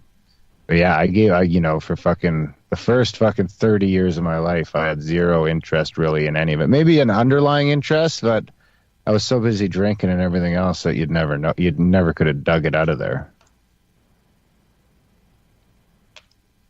Funny how that works. It makes you wonder if you didn't have some foreknowledge of it subconsciously, whatever that means. Yeah. You know what? You drove it that way. I think so, dude. This happens to me all the time, and I get so much of my knowledge from podcasts that I'll do things, and I'll give you the classic example. I've been stacking niacin with alpha brain with gin to cause a real hard flush, and I've noticed that the effects of the nootropic make my visual acuity go off the scale more than if I did it without. Now, I forget who I was listening to. It might have been on that Kessler episode. It was one of the JREs. But they were talking about stacking niacin with something else because he believed that the flush would actually bring, something out closer to the skin and increase the effects of it. And I have all these things where I'll notice it's usually about 2 or 3 weeks before I'll get an intuition about something. I'll like pick up creatine and then I'll hear about it somewhere else down the line. And I often wonder if the me of today, whatever it is, whatever perception or knowledge that I'm having here, that when I have the knowledge here and I've learned it ahead of time, that I kind of can get an idea, kind of just an arrow on where I'm going. And so I always feel that I'm given just like these little, I call them synchronicities, but it almost feels like it's things that I'm picking up from things that I hear in the future, news stories that I read. And then I start thinking about that and going, man, well, that's fucking precog. And I've had that with visual flashes and people have dreams and it all just, so I'm a full-on believer that happens because I have it all the time with synchronicities. Some of the explanations for synchronicity tie right into fucking time fucking discrepancies. Like that one guy we talked to says flat out that synchronicity is your subconscious realization of future reward. So the reason that people always tend to say that fucking synchronicities tend to happen more often, or if you follow them more, you're on your true path or whatever, however you want to say it.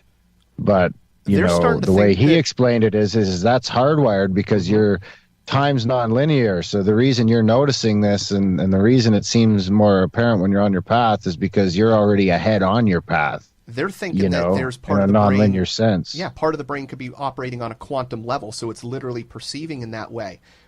You're remembering the future. What if quantum entanglement just dictate by its existence that we have a quantum brain? I think so. I think so. That's my opinion, but I mean, you're not going to get that out of the mainstream science. Well, I think that you know how like all forces have an equal and opposite, or you have those types of there's always the dichotomy, the negative and the positive electron dichotomy. There you go. Dichotomy. But if you have memory in our perception of what we're doing, is there not something that could lead forward? And I think about that. We're recording, we're thinking, we're remembering. We have linear time. Time can go forward. We talk about doing time travel. If this is information, who's to say that my perception of information also doesn't go in the opposite direction and that there's a connection going back to my past self? Because if we're doing quantum entanglement, which is entangling things over all time, instantly, forever, which is where I think it goes, I think it speaks more to the overall entanglement of where we are. I lost my direction, but I think science is eventually going to steer us in that direction. Quantum entanglement. Yeah, what we're talking about. It's real. It is, and that's what drives synchronicity. It's not whatever you said it was, whatever Darren's friend thought it was. Essentially, that's what he's saying, I think. It's the pretty same much thing. what I'm saying, Yeah. I think, just in layman's terms. Yeah, I agree. I can't put anything in the chat for some reason. Which chat? The Skype chat or the Discord chat? When I was having problems before, I actually left the group. That's what I was asking Adam to re-add me because I'm not in there. Oh, I thought you were talking about Skype. It is Skype, and I'm talking about the group in Skype. I have a group in Skype? Never mind. I'll do it. I'm a Skype target. You have no idea. I can't do it because I'm not the host, and I'm me. I joined this conversation. I might be the host because I'm the one who allowed your video. Well, so what do I need to do? Just re-invite me to it or re-add me to the conversation. If you go to the chat, it says you're a guest. Yeah. Yeah, right. Boot that person. Boot the guest? I don't know how to do this. It's a lowercase. It doesn't matter. Just add me. It is the lowercase one, but it says you're in here too. Yeah, it says you're Gary in the Cthulhu group. and the Cthulhu guest Right. is here. The one that's uppercase is me. The one that's lowercase is the guest when I came in through the web. It didn't start the app. You want me to remove you from the group? Remove the one with the period in it, yeah. And then add me to the group. Please. Well, you are currently in the group. I'm not in the group chat. I'm not on the group call. Or I'm not me. I don't know. It says 3 participants, but it doesn't have my name. It doesn't matter. I'll just drop the link in your chat. Are any of these coming up? Yeah, you're coming up on mine. Are you getting any of the pictures I'm posting, Jerry? No. Huh. Where are they? I don't know how to kick anyone or do anything. So if you just right-click on the one with the period in it, there should be options. That's why I don't think that I'm the host. Oh my I see. god! Hold on. I just have to. I am the host. I fucking hate Skype. I can't figure out ever how to get to everybody's profile. You don't have to in my profile. Just go in the chat where it says Jerry left the conversation and see if there's any options. Like right-click next to, or go to the very top and hit the plus and invite me back to it. That's all you need to do. Where it says add participants. Oh.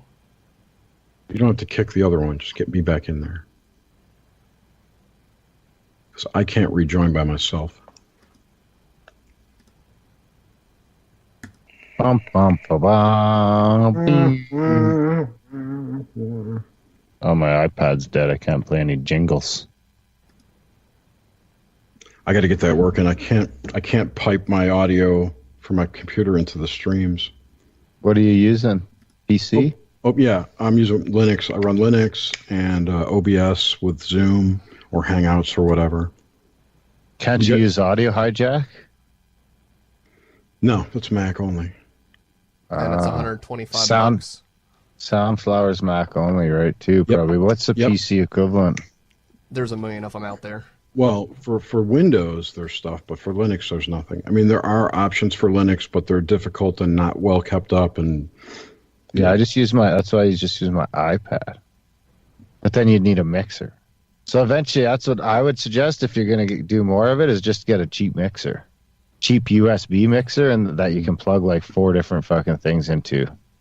Well, that's good. All well and good, except I've got all USB shit. So I need to get a USB mixer. Yeah, yes. And then I don't know. So if you've got all USB shit, you might actually just be able to do it with like an audio control box. I've got one here. Fuck, but the shipping would be unbelievable. But this one here, you can just plug like 6 USB things into, and then it channels them into each of their own and then sends it. I'm convinced I can do it with software. I just need to create a virtual audio input, and then aggregate my desktop audio and my microphone input. I'm an analog guy. I always find that with that fucking software, everything I tried, I ended up with just the slightest lag or this or that would drive me fucking batty. But Logic Pro gives you the ability, mind you, that's Mac only too. But I know with Logic Pro, you can just pull in from different sources. It's got its built-in whatever fucking...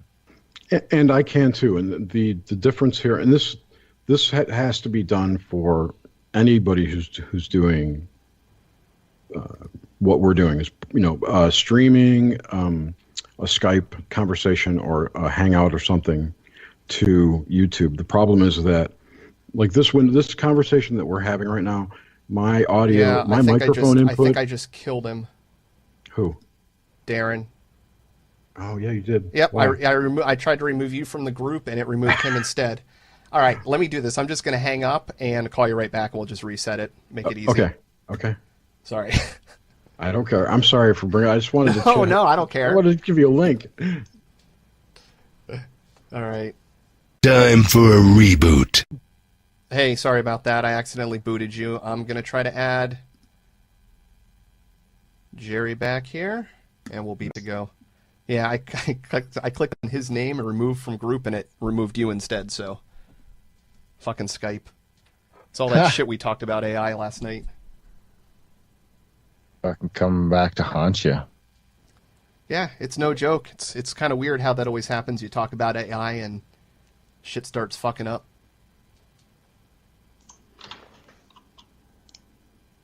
Hey. There we go. Well, we're back. Welcome to hell. Yeah. All right. So going back to what you were talking about before about, I don't remember now, it was so long ago. The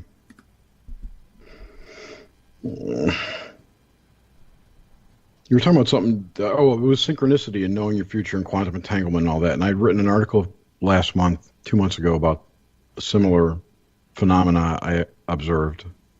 That's the link I put in the chat. Oh, cool. Is it in the chat now? Yep. Echoes of the future? Yeah.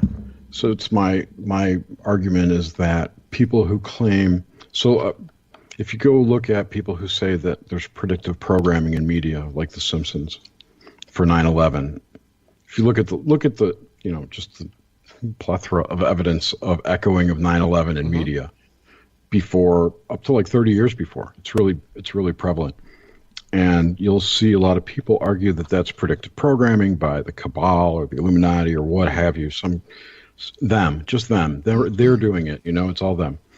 And I make this argument that what's really happening is that the human collective consciousness exists outside of time, and strong psychic or energetic events cause ripples of like a pond. When you throw a rock into a pond, you get the same effect from the energetic events in the collective.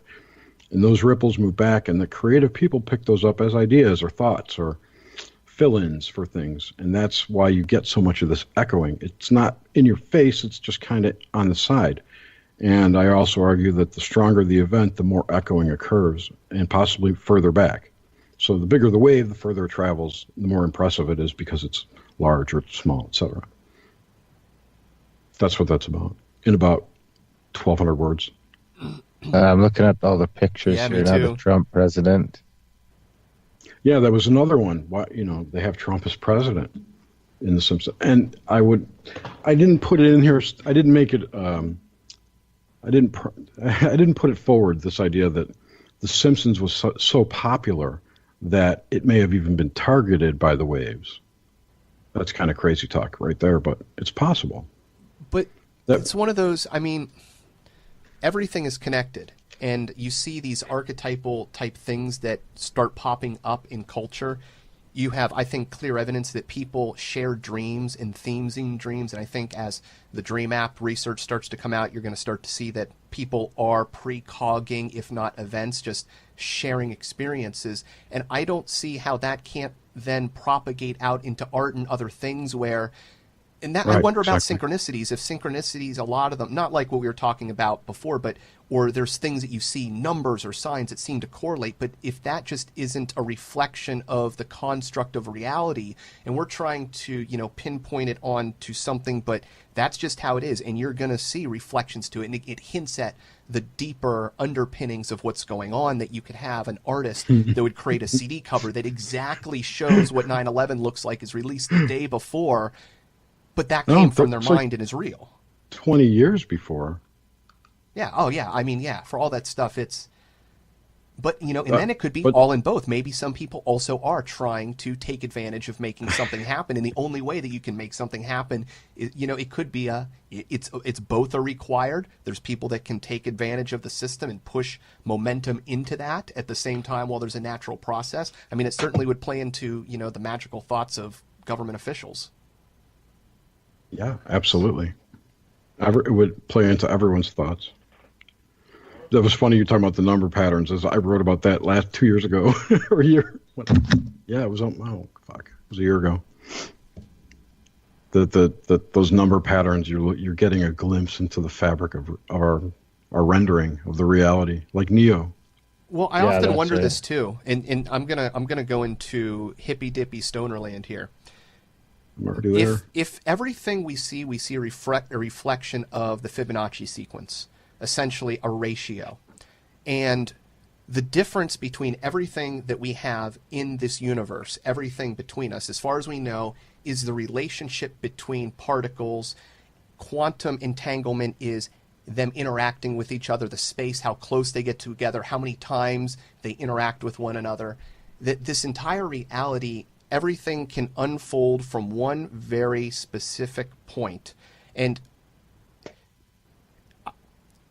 I guess what I'm trying to say is that if you have some sort of sequence, that you are going to have a pattern that repeats itself in a multitude of ways outside.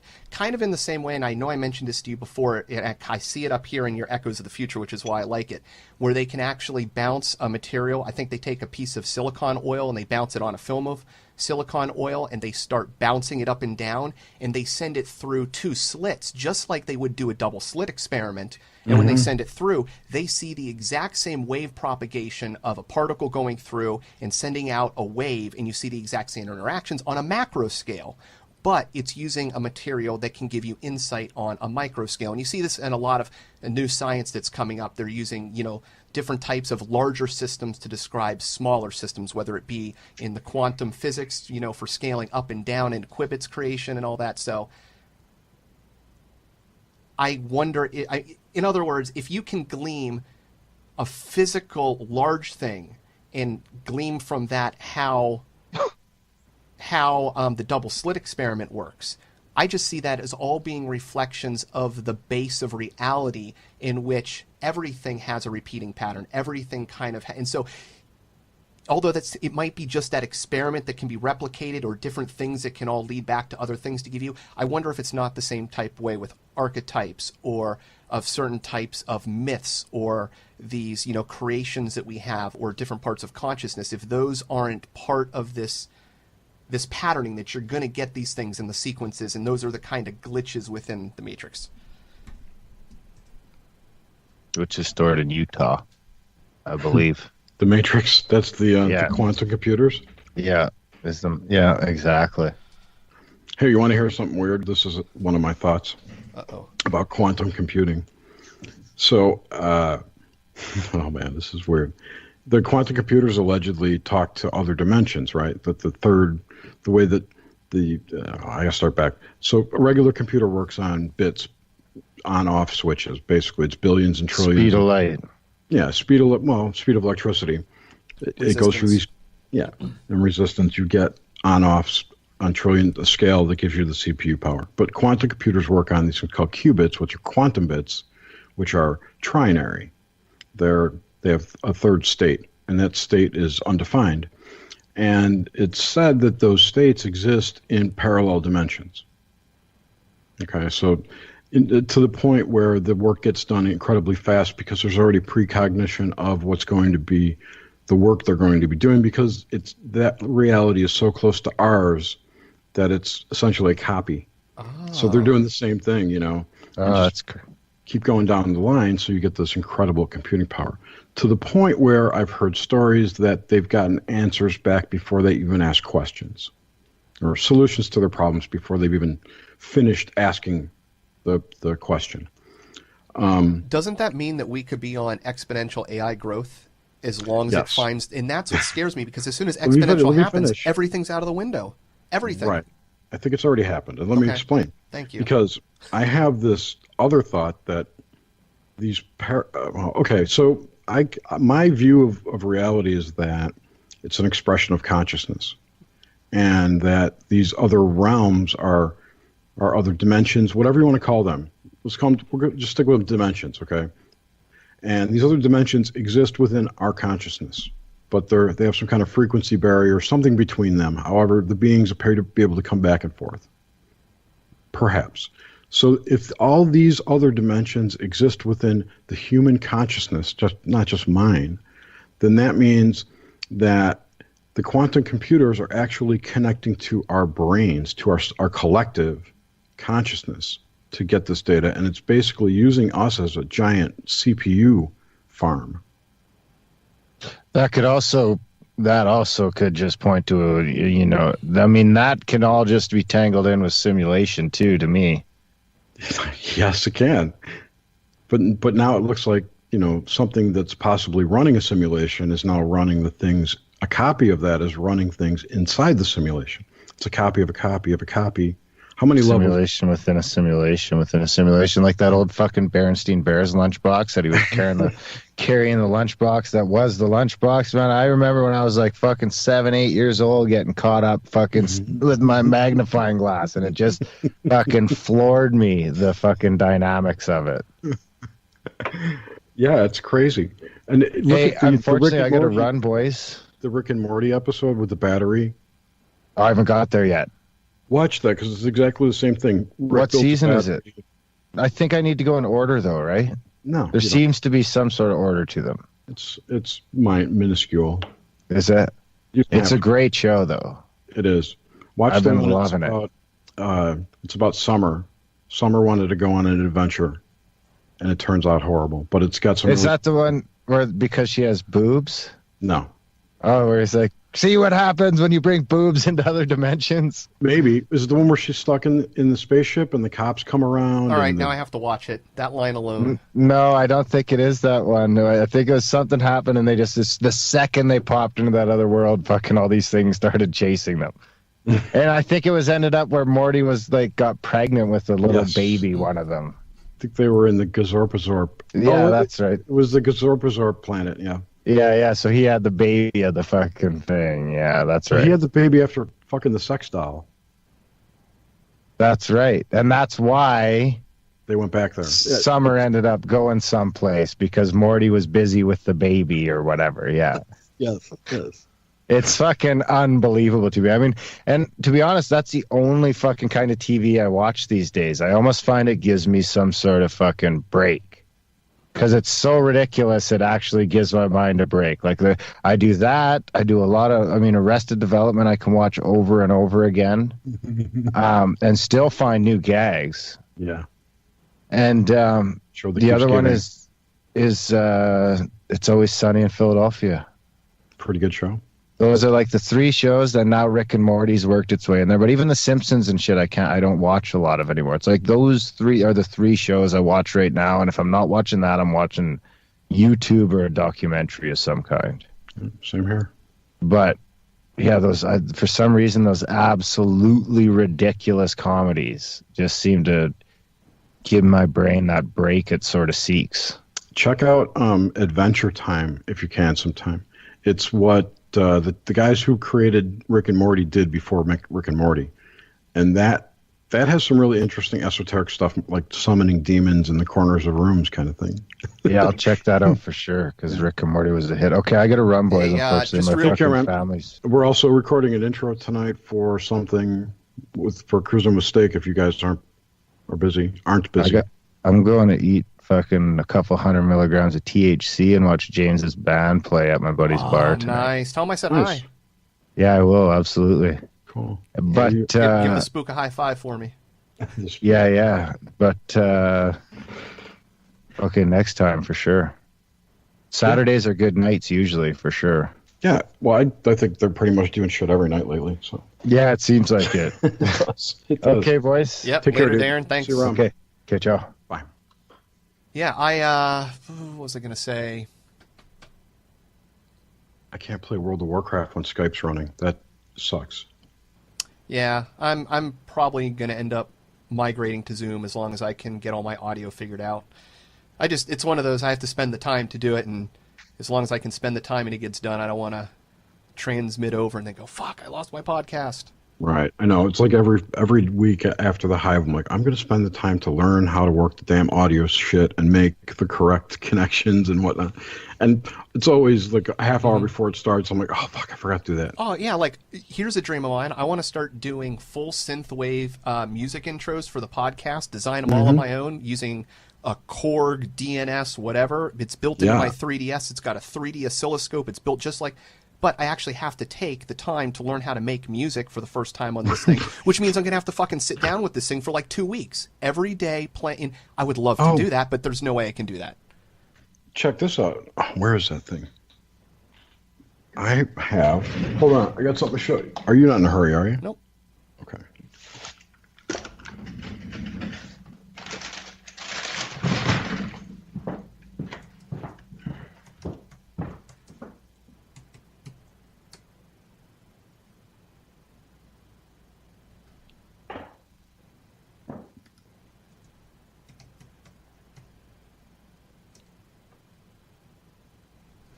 I need to figure out where the fuck I put that thing.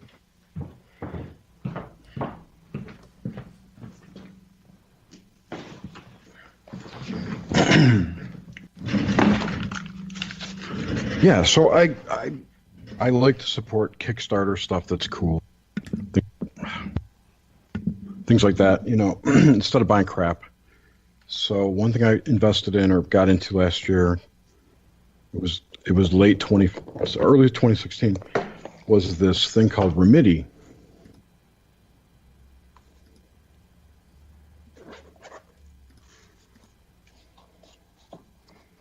It's I forget how many different gestures it supports, but it's a MIDI glove.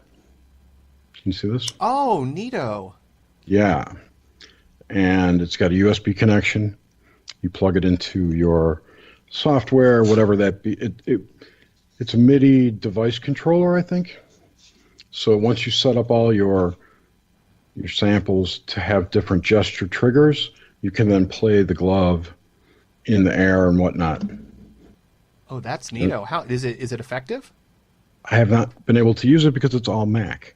Oh. That's a pickle. Yep.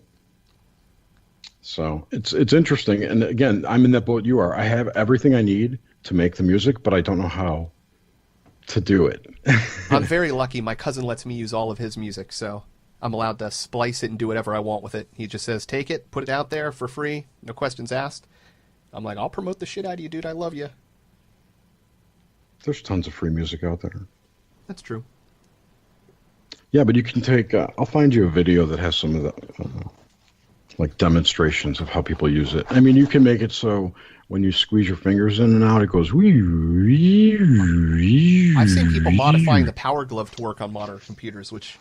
Yeah, it's like that on steroids. Because it's built for that, you know? I'll tell you what, that's why I love Nintendo. They were so far ahead of their time that they're still ahead of the time. I forgot, it's a Bluetooth connection, by the way. It's just USB for charging. Oh, that's nice. You're not wired. Like wired. Oh, I thought you were wired. No. Oh, well, that with Google Glass would be pretty cool. Or, some sort of, optical display. And you can wear two of them at once. Yeah. I'm not sure my brain would do well with that. That'd be interesting to try out. Once you get the hang of it, and once you remember all the gestures and what they do, once you understand how to use the application, because you're basically building a virtual application, right, of gestures to. Oh yeah, it's like an old game controller. This button sequence does exactly. this. Exactly. It's the exact so same thing. once you remember all the combinations, then it's just a matter of assembly, and that's when your creativity is allowed to get in there because all the left brain stuff's done. You know what I love about that? That means everybody's interface is different, which is kind of cool. Yes. I know. That's one of the things I've fallen in love with. I know every computer program's like this, but I was using GarageBand, which is a piece of fucking shit. I mean, so shitty. And then I upgraded to Studio One, and I went and I didn't like the keyboard layout, so I changed it to the Apple Logic Pro layout, and then I just started modifying all the keys. So I don't need to do the type of editing, music editing that everybody does with all this stuff. I'm doing straight up audio. So I've got the keys set up, and then I've put little raised stickers all over my keyboard so that I have like 3 spots where I have a record, delete. So no matter where I'm at and looking around, I can feel around and just start, doing all my editing stuff on the screen and shortcuts. But if somebody else came into my studio and sat down, they'd be completely fucked. But it's great for me. And to have that, not just in keys, but to be able to do all that shit, because I can remember it in my mind. The Wii, let me tell you, Twilight Princess, I was ace. The only Zelda game I've been ace at. Because it's intuitive. You can just, you move. You don't have to remember. Right. Right. The more left brain stuff you can take out of, the more... I don't know. It just like opens up your pathways. Dude, that glove's blowing my mind. I'd wear a glove like that all the time if I could just do gestures. I mean, I have a Moto 360 watch. I love the fuck out of it. I do construction. I wear it at work. I'm on my second battery. The screen's all fucked up. I use it 99% of the time just to turn my wrist and ask it a question like Dick Tracy for directions, or to, go and hit play or pause on my earbuds. So very simple things. And it's annoying because if you're driving or something, you got one hand, or you're holding something you're trying to touch, or sometimes I'll be pushing, the play pause button with my nose and different things at work. But if I just had a glove that I was just, flipping around, and that would be fucking everything. I put the link into the chat. Dude, that's first generation awesome. Yeah, it really is. It really is. It's you can get them for. You could sign up for the waiting list. $350. I think I paid $150 or $225 for it. That's going to be a thing in the future. It has to be. Oh yeah. There's no way that's not going to scale. I mean, they've already got conductive gloves out there that are dirt cheap. So, how much long before they have conductive circuitry? RFIDs are so fucking cheap. They put them in, tags. In your food. Do they really? I don't know. That would be no. Think about it. You could track somebody's shit. You could find somebody where they were in the world. You could, all right, I'm going to find out where you are. We've got every sewer that has an RFID tracker. We slip RFID into your food. You shit it out, and then we know what hotel you're at. I wouldn't be surprised if a lot of if chemtrails are real, that I wouldn't be surprised if a lot of those were nanobots that do serve that positioning program. The one thing why I believe in chemtrails, Jerry?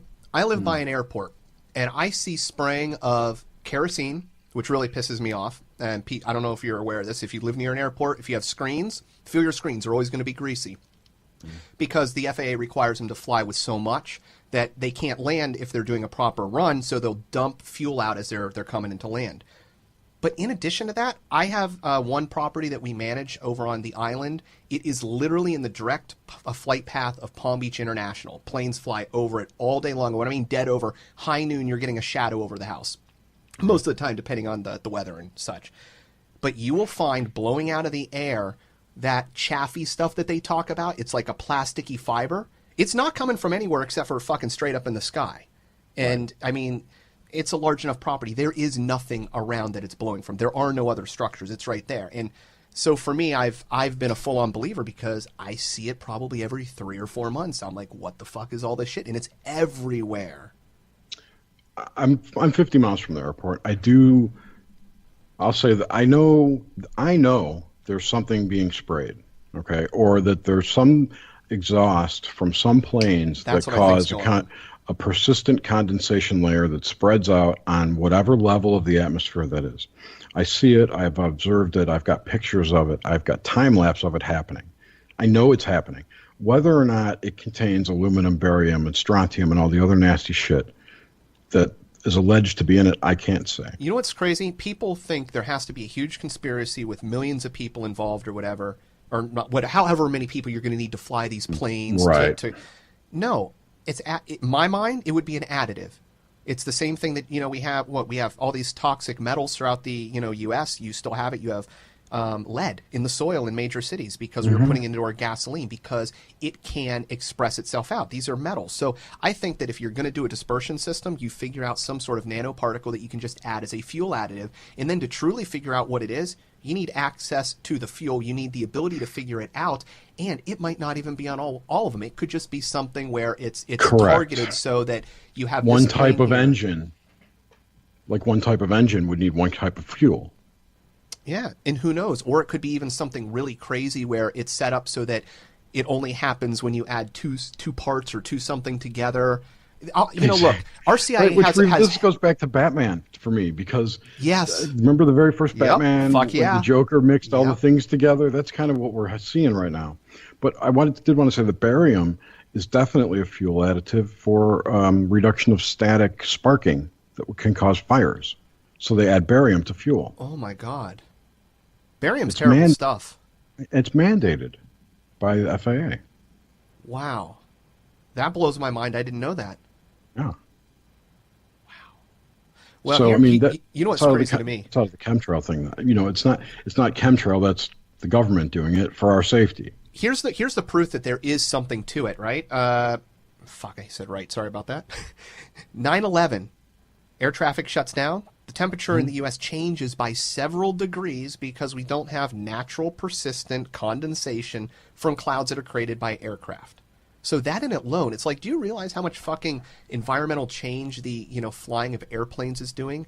And there's new research out showing that where boat vessels go in the ocean, that there's a tenfold increase in lightning strikes in those areas from the clouds down. Like, that's cool. Boats in the water affect lightning. Well, lightning's ground up anyway. Sometimes, yeah. And they're actually finding where it can go from cloud to upper atmosphere and not even be in between. And I think they discovered that something like 15 years ago. Like a scalar jump? Well, if you believe that there were people in the ISS, they were looking down and they saw flashes in the clouds in the upper atmosphere, and they weren't being registered as lightning below. And so they were able to determine that they did have these lightnings going on in the upper atmosphere. Well, that's observable cloud to cloud lightning. Goes on all the time. I mean, I've seen it. Yeah. That, I don't know about the ISS. But yeah, no, it's very cool. I agree. Yep. You ever? It's not cool. Chemtrails are not cool. I don't know what it is. I do see it. Oh, I know what I was going to say. I'm sorry. I was rambling there to remember what I was going to say. Think of how much, this is what we see today, Emmer Bitch, and you said that the air traffic calmed down and that temperature heated up. There's got to be a layer of invisible shit up there that blocks some kind of invisible rays that we can't see, right? We've got certain types of radiation that are coming in from space, allegedly, that will bounce off these invisible particles. So in some way, maybe the air traffic is protecting us too. It could be. Yeah. It could be. What's so crazy, look at what happened to the ozone layer when we started using, CFCs and how we're still suffering the damages of that. And PCBs. You want to know what really blows me away on that? I have a feeling that we are suffering the exact same consequences now because we continue to use chlorine. Because when the fluorocarbons got into the upper atmosphere, they broke down into chlorine, which bonds to ozone. Yep. Fucking chlorine gas is what we pump into pools in our water system. So I just, if it's down, how does it not go up there? Eventually it goes up there and it still fucks us. The upper atmosphere needs some antioxidants, doesn't it? Dude, it's like we're disinfecting the goddamn planet. No, oh man, this is so deep. It's what you see happening is reflective of what's happening to humanity on a whole with vaccines, just what we were talking about in the show. How we're destroying we're making our immune system fight against us. Well, we're making nature fight against us. At some point, those things give up. Okay, fuck it, you win. I'm out of here. That's what the ozone did. Fuck it, I'm out of here. It's apparently back now, by the way, but who knows if that's even true. I don't know. Oh, dude, you want to talk about changing paradigms here. This is what I love. And I'm going to say this, that I'm a full-on believer that 2012, there was an importance to that because the world today is 180 degrees different than it was in 2012, and it continues to happen. global warming right now. Okay, you can deny, you can talk about the ice sheets melting because it's man-made, because of carbon dioxide. Oh, yeah, we just discovered that we have the largest lava mound underneath the Arctic ice that is bigger than Yellowstone. It's causing more heat than in... Okay, this is changing the entire narrative. We have an unknown source of heat melting the ice, not related to climate change. I don't even want to get into the emails. If you actually read the ClimateGate emails, you will see that there was a lot of fuckery. And that paradigm, I think, is going to be one that, because of this, is going to start to flip real quick, too. Look at the whole dark matter argument is now failed. Done. I'm so happy. Yeah, me too. Yeah, dark matter bugged the fuck out of me because it was a non-answer. It was an excuse. Almost everything about space is a non-answer. Everything has a constant or a symbol to represent. Look at the speed of light. No one really knows how fast it is. Are you familiar with a guy named Thomas Fusco? Not by name, no. I don't know where I have his book at. I'm going to Google it. He wrote an incredibly interesting book. He has a very, very interesting take on the existence of reality, which is more complicated than I can even try to go into because it's been a long time since I've actually spoken to him. What's his name? Thomas what? Fusco, F-U-S-C-O. It just looks familiar even. Behind the Cosmic Veil? Yes, that is the book. I actually haven't read the book, but I've spoken to him for probably 2 or 3 hours and seen him at a couple of conferences. Really cool dude. Looks like a high mind. He is.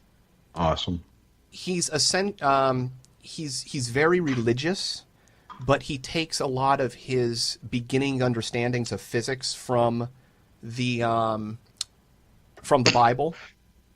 Like Santos Bonacci? Not familiar. But when I listen to him, and it's been too long, my understanding of how he explained things to me, he has an idea about the paranormal. Let me take this a step back. Are you familiar with a guy by the name of David Roundtree? Yes. Okay. David's done more research into the paranormal, actual research, than most people. He's a high-end audio engineer. So he actually has gone into highly active areas, brought gamma wave detecting machines, gravity density detecting machines. He brings in equipment to measure the electronics of the building, like the static, the magnetic fields, to the point that, they register changes when people walk in the room. You don't walk in the room because when you walk in, it changes it. He'll do voice, VO, or not VoIP, the EVPs. And he has these professional systems that are all duplicated, where he has one where it's just the coil, one where it's the microphone that's completely removed, one where it's the diaphragm that's removed. And he does all these different things. And he has, when he does these experiments, he gets on thermal image of hot spots and cold spots.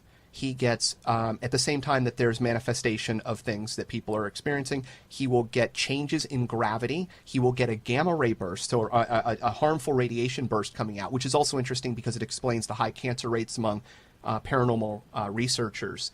Ooh, that's interesting. And so now David thinks that what's happening is that there is a Heisenberg bridge going on, that essentially there is a wormhole that is being opened up between a portal. Yes, and that is allowing a manifestation, a creation to happen.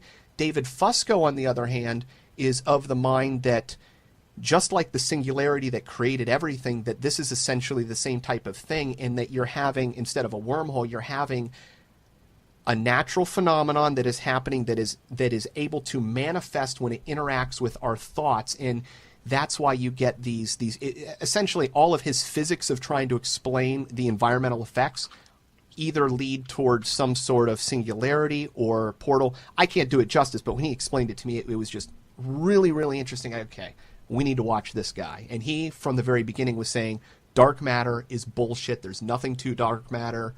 And I think one of his great standing, I forget how he framed it in the book, but he's essentially saying that the way that the Big Bang and everything is thought to happen cannot be, because it has the supposition that gravity existed first, and it could not have, and therefore, None of the Big Bang. The Big Bang's a Jesuit scam.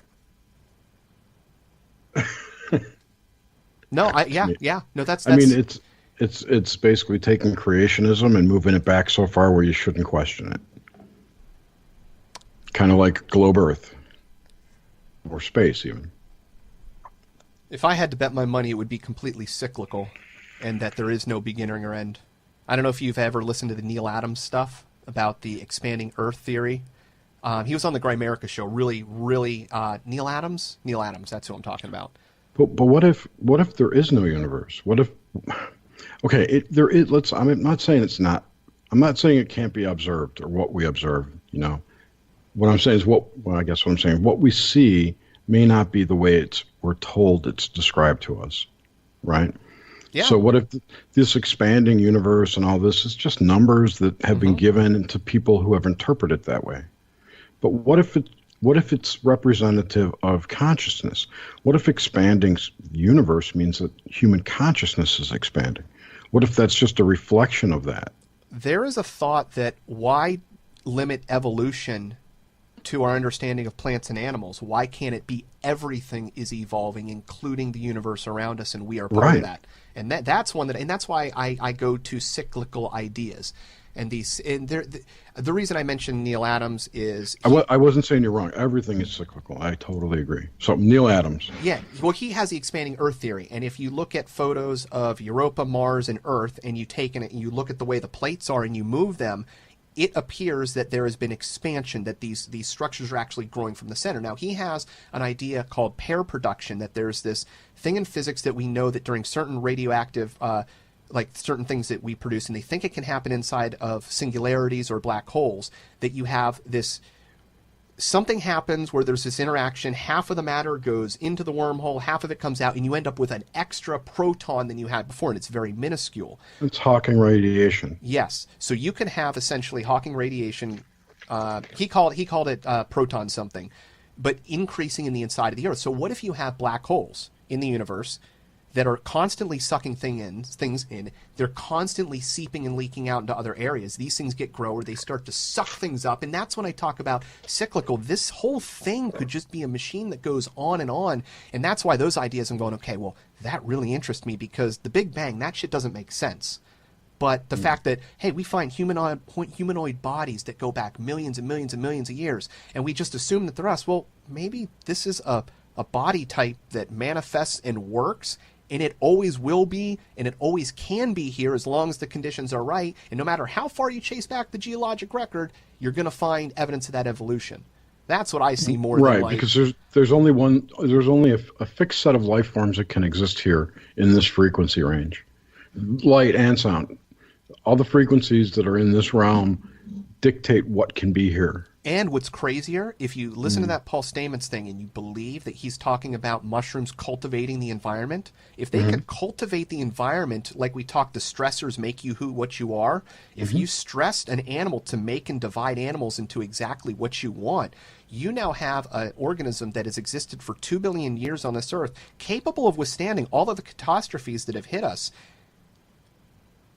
Who says that? I mean, that's when it gets weird. Yeah, maybe there is some sort of archetypal engineering on a natural level that is co-creating with us to bring us forward. So it might not be weird that, oh, you keep seeing the same thing. Well, yeah, because there's something else there that has been the same for 2 fucking billion years, and it's part of us. So maybe, hey, fucking asteroid knocked man out. Okay, well, let's create the conditions again to get these set of things going in these creatures. Oh yeah, I know. It's definitely cycles. Yeah. I mean, I think there's a lot of things under the sand. You know, I think humanity's only been as deep as 8 kilometers down. That's all, as far as we physically have observed. Everything else is theoretical. And they know what's at the center of the Earth. That's what blows my mind. No, they don't know. Exactly. No, that's what I mean. Like, that is such massive hubris. Right. That's like saying, what's in the center of the moon? What's in the center of Jupiter? We don't even know what's in the fucking center of our planet. This is why I have problems with science. They build everything on a foundation of suppositions. Exactly. This is why I like AI, because if AI can unify information, if AI can make experiments, AI can start to figure out what the truth is, because the problem with scientists is there's ideas, there's wishes, there's will, there's money, there's all these different motivations, and then you never have an idea of what the true information is, and that's why we can't trust science. I mean, if that input from man wasn't there, if we knew we had something where we could just look at the data and knew that the data was empirical, then fucking science would be great. That's why I think science is so bullshit now, because you just can't trust it. It's the same reason I don't trust UFO videos, because there's so many drones out there with LEDs, you know. You could do it in Blender. Yeah, exactly. Dude, there was ones that were going around back for like weeks at a time before somebody at MUFON goes, oh yeah, I have the app on my phone. Here you go, you just do this. That's hilarious. Yeah, no, UFOs are bullshit to me. Anything anyone sees that it's a craft, it was made here. There's nobody coming here from outer space. Well, that's just me. I don't think you can fly around in space. Even NASA admits they can't leave beyond the Van Allen belts. So that's actually very interesting. I did see a documentary on the Orion spacecraft, and they were talking to one of the engineers, and he was talking exactly that. He was mentioning how they were having to develop the technology to get through the Van Allen belt. Which, by the way, the moon is on the other side of, allegedly. Well, here's what I'm looking forward to. If we want to solve all of these mysteries of space, let's say you have companies like SpaceX, or we have the technology where you and I can launch our own CubeSat. This is what I would do if I was a small millionaire and I had the money. I would want to have like a DSLR. I would launch it up on a CubeSat, and I want to just send it straight out to land on the moon, send it straight out to Mars, send it straight, just start fucking looking at shit with a camera with a little dish that's pointing back and taking photos, and that's it. It would be so low cost. You could prove whether or not we have shit on the moon, if there's footprints up there or not, very instantly, if there is a moon, assuming that we have the base technology to get up there and do it on our own. And that, because I don't trust anything that NASA says, that when you start looking at the Gemini faked photos, and my big one is the press conference. You look at the Apollo press conference, when those guys came back. It's... Look, I have a good bullshit detector, and it's it's off the fucking chart. I trust the things that people tell me, and you tell people things without realizing it. It's only the psychopaths that slip by you, and those were not 4 fucking psychopaths. Right. Sorry. A little passionate about the moon, apparently. No, as you should be, as everyone should be, because people just believe it. And as someone I admire says, belief is the enemy of knowing. You know, the other one that bothers me is is it Curiosity that's still roaming around on Mars? The one that came across I don't know. Did you ever see the Mars crab?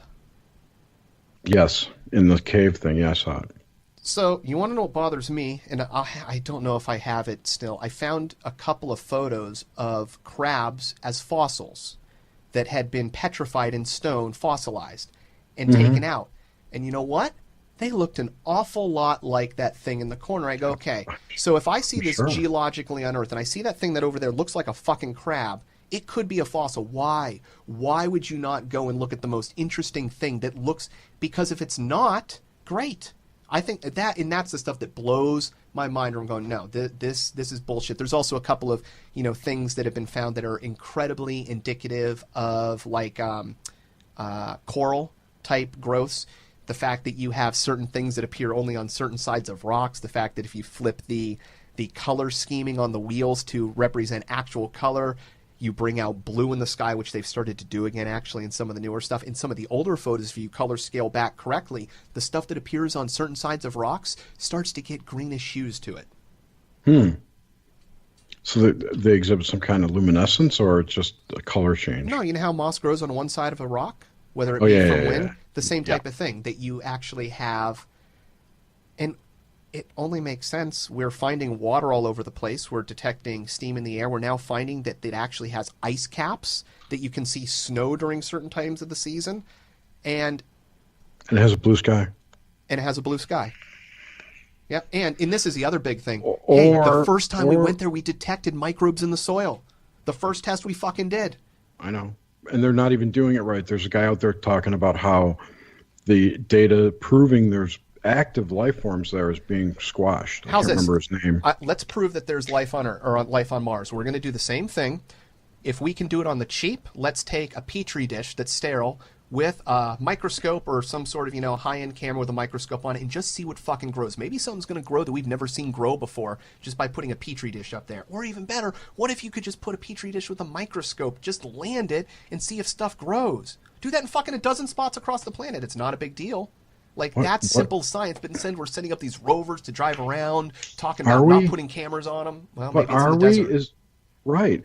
Could that be up in Alaska or in the Arctic where we're not allowed to go? Mm-hmm. With a filter on it. I don't actually believe that piece of shit's up on Mars. Have you seen the squirrels? I have. I've seen one squirrel at least. One squirrel, yeah. I thought there was 2 or 3, but yeah, I mean, I don't know. I can't believe it. I can see how it could easily be faked. Mm-hmm. And I can see how this is the thing with SpaceX. Why didn't SpaceX or Blue Origin or any of the other startups by millionaire people put up a CubeSat with that kind of shit? Why don't they want to see space? Why are they so only my whole thing is what NASA's doing right now and what they've been doing for the last 10 years is privatizing out all the shit they do, which is basically military industrial complex stuff. So they're privatizing all this. NASA's funded by the DoD. I know. But like SpaceX, right, is going to be who does all this shit from now on. They're already delivering payloads to the ISS, allegedly. And in that, it becomes non-public because a contractor's doing it. So you have no access to that information now. So if anyone was ever to call shenanigans on any of the stuff going on at NASA, they'll now be able to say, well, it must be SpaceX, it's not us. It's not your government lying to you. It's a faulty contractor. They're shifting the blame away to this point where we can't ever go back to them and bitch about the moon landing being faked. I used to believe that a cover-up like that couldn't happen until we did the Pluto Curiosity mission. I was going to mention this earlier. I can't ever enunciate her name. It's Elia Lowinkla or something. She's a reporter for Space News. And I was watching what was going on online. I was watching the press conference. I was really into the Pluto mission. I was watching everywhere. They put out a press blackout. The people there were all adhering to it. All of the journalists were adhering to the new information coming out, waiting for the big release because they wanted to leave it to the scientists. I'm like, this is fucking our science. Then we're having to wait hours for actual photos to come up because of processing. And I'm going, you got a fucking smartphone. You can take a picture of that goddamn screen you're looking at. This is the public. That's how you get information out. It's about the discovery. That stuff's being, squashed. Oh, and in fact, during that entire media blackout, what pissed them off is they released the photo on Instagram an hour earlier and didn't tell anybody about it. So I was fucking watching NASA TV, waiting, and here it is. The first photo's an hour earlier just posted. And so when you start getting into stuff like that, I'm like, NASA is not on my high list to trust, and neither are the people that work for them, because if they're being obfuscated against and they are still willing to buy into media blackouts, then the moon is cheese. Then they're part of it. They're part of the system, which we know. So I just have a question then. Let's assume that the moon is not what it appears to be. Mm-hmm. What are there any logical ideas or thoughts as to what would explain its being there? I can see it both ways. I can see it as the sky being an immersive screen of some sort, or a projection. So, we're in a giant Rama spacecraft. Or a room, a big holodeck with a ceiling, and the moon's projected onto it, and that would explain the lunar wave for sure. That's one thought. It's exactly as we're told it is. It's a rock in space that kind of meandered right into a perfect spot and be the perfect size and have the perfect orbit. Too many coincidences for me, but whatever. Or it's a third thing, which could be infinite. A spaceship. You know what I think? A camouflaged something or other. What? Well, this is how I see it. The reason I believe that there is 100% bona fide a secret space program, aside from the fact that there's only one thing we know about the X-35B that's really public, which I think is purposely made to be out there to be public. Or it's not true. Well, let's say space is. Let's assume the rock's up there floating, and we're going to do that.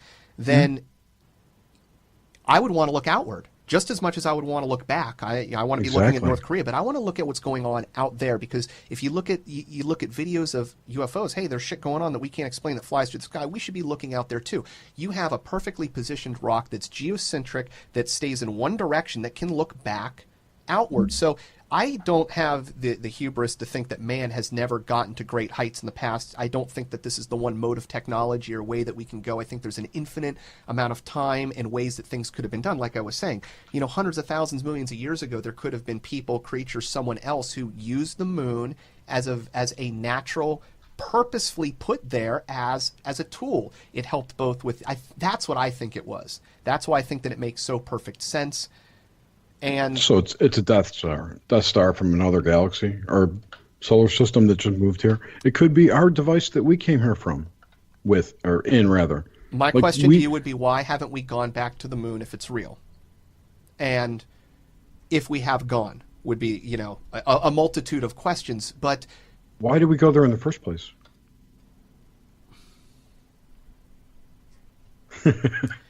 It needs more research. You've probably looked at lunar anomalies, so you probably know about the tracks that are on that are on Mars or on. So forget anything that you fucking believe. Even if you're just going to go out that there should be things that we look at in the official story. There's tracks. There's boulders that roll up the sides of craters. There are flashes that we don't understand. And even if you look at some of the original moon photos, which the original high-resolution images have never been released, but we still have the lower grain resolutions, and you will see things that look like angled structures. Now, it's too low to definitively tell, but Jesus fucking Christ, somebody has the high-res. Didn't you and I pay for that?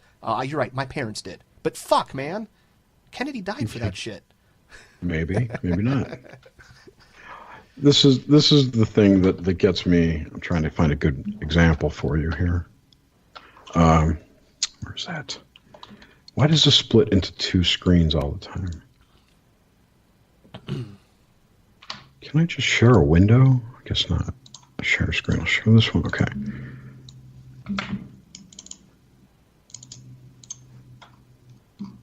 Can you see this picture?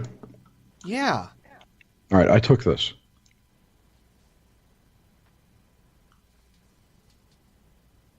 Look at the detail I'm able to get from the ground with a camera, not a telescope. It's my fucking camera. I have a problem with the fact that I'm told that it's 250,000 miles away. So here's something else. It's the size of the United States. A little bit. It's small. A little bit. It'll fit inside the United States. Put it that way. What if there is something really, really, really interesting on the moon, and that's the only reason that you're not going to see high-res images? Maybe even what you're seeing is some sort of projection, hologram that is covering up what could be seen with a telescope. And that, to me, would make a lot of sense, because the fact that there is no high-res stuff out there, that's why I'm excited about these. Like, if you and I could get a satellite and just be able to send our own cameras up, I mean, fuck, let's put a couple of flares and go fly into one of those caves and see if there's shit down there. Yeah, right, exactly. And I totally would buy that that line of thinking. How do I stop this? That's the only way I can think, because if I don't think that way, there's no way we can prove it. We just got to trust others. So right, and until I get to that point, then yeah, I'm in the same boat as you. So yeah, that idea that it's so. I have a friend who's kind of I don't know what I would describe him as. Weird. He's fucking weird. But he claims to have been, like, in the Montauk programs, or not the Montauk, but the real secret space programs, the super soldiers stuff. And it's his opinion, and mine too, that the things that these people think they're going through in spacecraft and whatnot is more of a total recall scenario, where it's an injected thing, a memory, or they're experiencing it more in a virtual alternate state, like in an astral plane of sorts. They don't actually have spaceships in space that they're flying around in, what he says. Secondly, more to the point, he says that the moon is the director's center for the Truman Show of Earth. And that what we see is the camouflage, which could be a holographic projection over it, the director's window up at the top floor, you know, but it would also, again, explain the lunar wave. Maybe it's the AI brain. whatever the directors represent, that archontic thing, it's the moon. The moon represents the bad. The moon represents the imbalance in our container. If you think of life and consciousness as a container and that we've been infected by something, that's the infection. That's the physical expression of the energetic injection of the parasitic thing. The thing that everyone's talking about, the archons. You know what I mean? One, Jerry. What if the moon's a parasite? That's why it's in synchronistic orbit. It is. That would be amazing. That's what I'm kind of saying, that it is the physical representation of the parasitic mind virus that infects humanity. Because everything, as above, so below, right? There's an energetic and there's a physical expression of that. The moon is that. It's interesting. We know that the moon shares a magnetic field with the Earth. It's interacting with the gravitational waves of the Earth. And if you look at the brain waves of humans, our brains operate on the same magnetic wave that the sun operates on. So it gets weirder than that, too. I've had this theory for a while that the brain waves, your thought is transmitted through these particles called neutrinos. Have you ever heard of neutrinos? I have. My favorite characters on Ninja Turtles, but no, I know. I am vaguely aware of neutrinos. I'm a bit of a science geek, so. Yeah, me too. So there's these neutrinos flying around, and I heard someone else talk about this, and I kind of adopted the theory and grew on it. But the idea is that if you go back to the double slit experiment, when there's an observer, it switches from waveform to particle, right? So it's not just magic. There has to be physics behind it because we're a physics-based realm, universe, whatever. So your brain is actually, your body is transmitting a wave that then hits that wave and collapses the wave function. They cancel each other out, boom, you get a particle. And I think that wave is a neutrino stream that you're sending out. However that works, right? It's neutrinos. Now, what I noticed is that over the last 2 years, there have been at least 5 new neutrino detectors built across the United States and the world. And these are massive, massive things. And now they've switched to transceivers. They're not just neutrino detectors, they're neutrino sending and receiving things. If neutrinos represent or are in some way connected with human thought or intention or that collapse in the wave function idea, these detectors could be then monkeying with human thought directly. I'd love to see those things run up against random number generators when there's events happening. Right. That would be a cool correlation. Very much so. Have you heard that China is talking about building atomic collider 10 times the size of the Large Hadron Collider? I have. I thought it was kind of poo-pooed now that the dark matter has fallen. Well, this is weird because we do learn new things from high-energy physics, and there's not much that we think we're going to learn, but every time we create a new collider, they get new things that pop out of the collisions. Allegedly. But if that's true, man, and you build something that much bigger, because the last 4 would be incrementally, bigger. This thing's so much more energy that you could be maybe looking at advancements in physics that we're not really understanding. You get a result that you go, oh, wow. Well, I would say for how long has the LHC been around? 10 years now? Yeah, it's been under construction for a long time and running for 10 now. So they haven't come up with anything that's really changed our lives to the better. I would shut that shit down. I mean, it's not doing anything. I was upset because the Large Hadron Collider was supposed to be twice the size and supposed to be able to, understand greater orders of magnitude of physics. And, they're knocking on the doors of the Higgs boson, but it's not the answer. They haven't figured out the system in any way.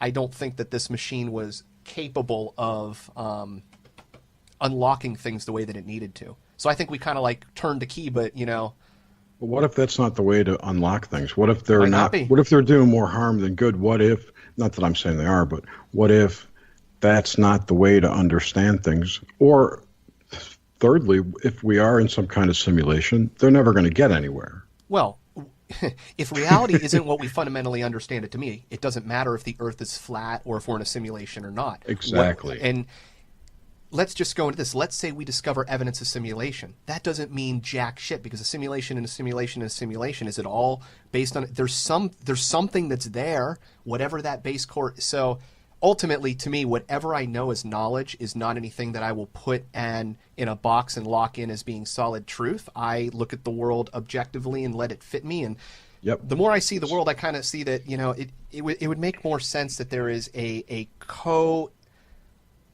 co-interpretation of the world between us that allows reality to move forward. So I don't know. I'm one of those people that says the Earth could both be flat and round at the same time. I say the same thing. I say the same thing. I think when you're on it, it's flat, and when you look at it from upstairs on that second floor of the holodeck, it looks round. We call that low Earth orbit. I like to relate things to video games. When you're playing WoW or whatever, you're in one realm. You don't look up and go, "Oh, is this a planet? Am I on a run?" I'll tell you, run straight. The closest video game experience I've had in real life is out-of-body experience. Boom, off to the side, looking at yourself, like character. Like, what the fuck am I doing?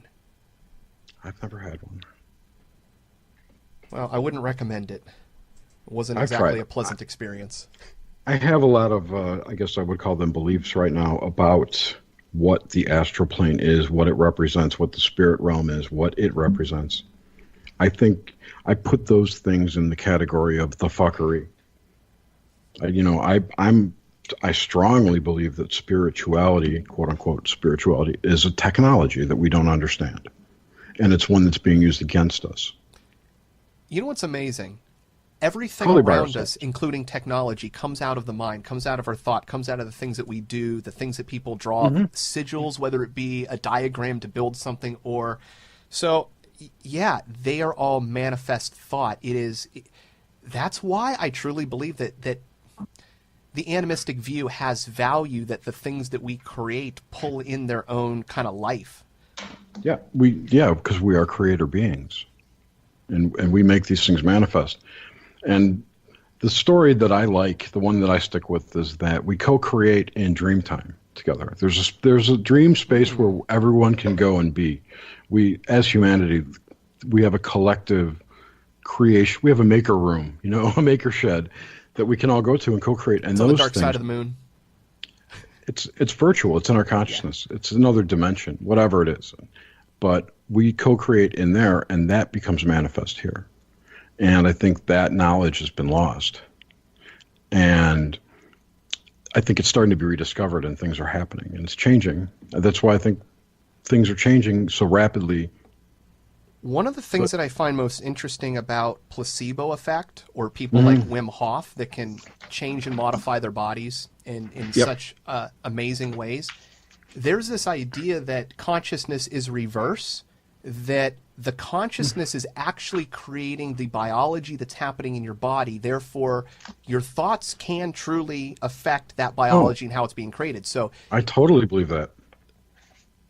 That 100%. Yeah. That's what it's at. That's where it's at. That's what's going on. But because we don't believe it, or because whatever roadblocks we put up mentally, we can't control it anymore. Science is stupid. They believe things like thermodynamics can't be broken and base everything on it, and therefore we're locked into these linear ways of thinking. We don't look at the evidence.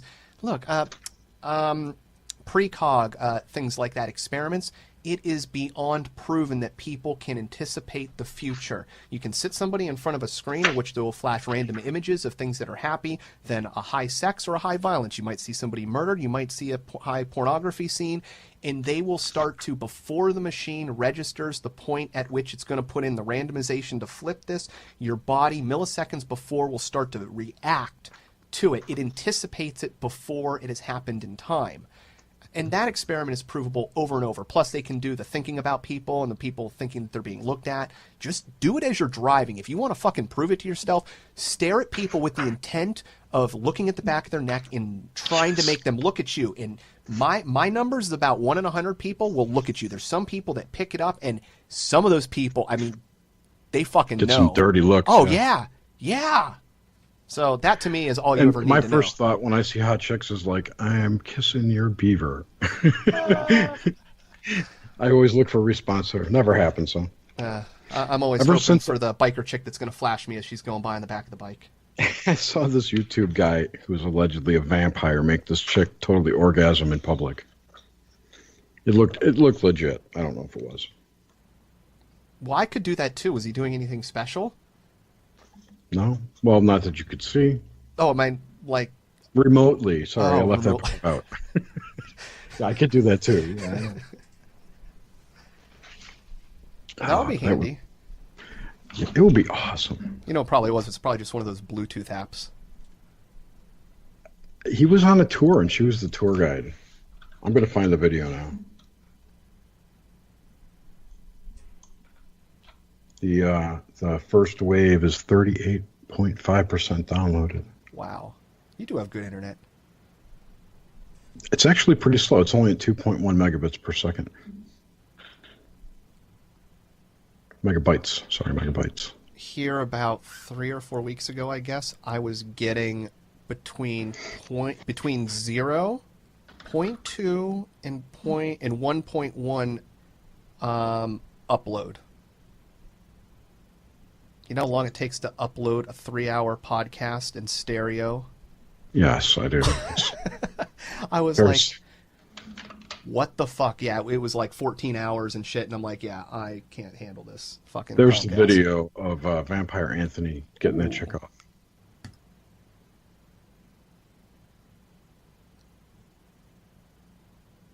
Who names her Vampire Anthony? New Orleans people.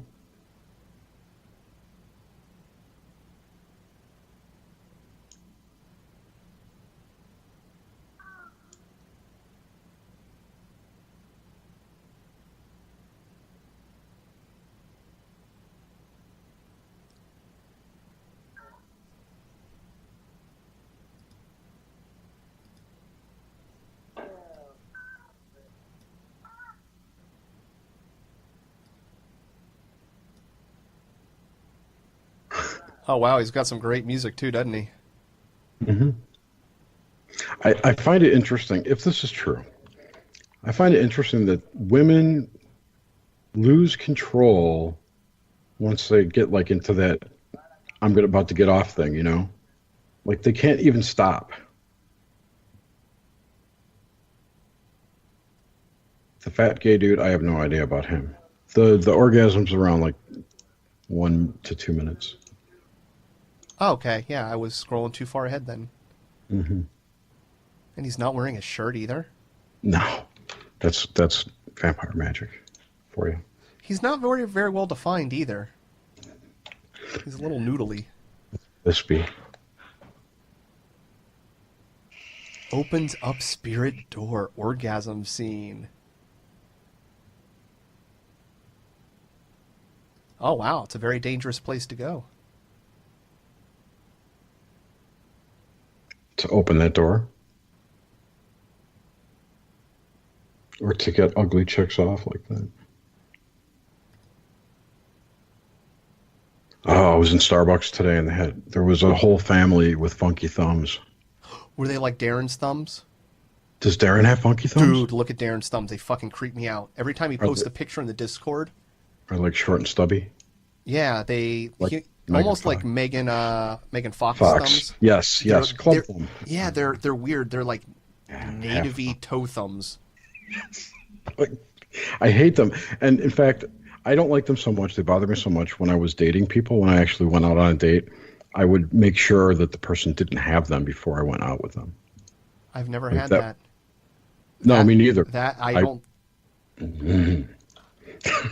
It's creepy. Sorry, Darren. You got creepy thumbs. It's okay on a dude. I don't care. He's not going to touch my dick.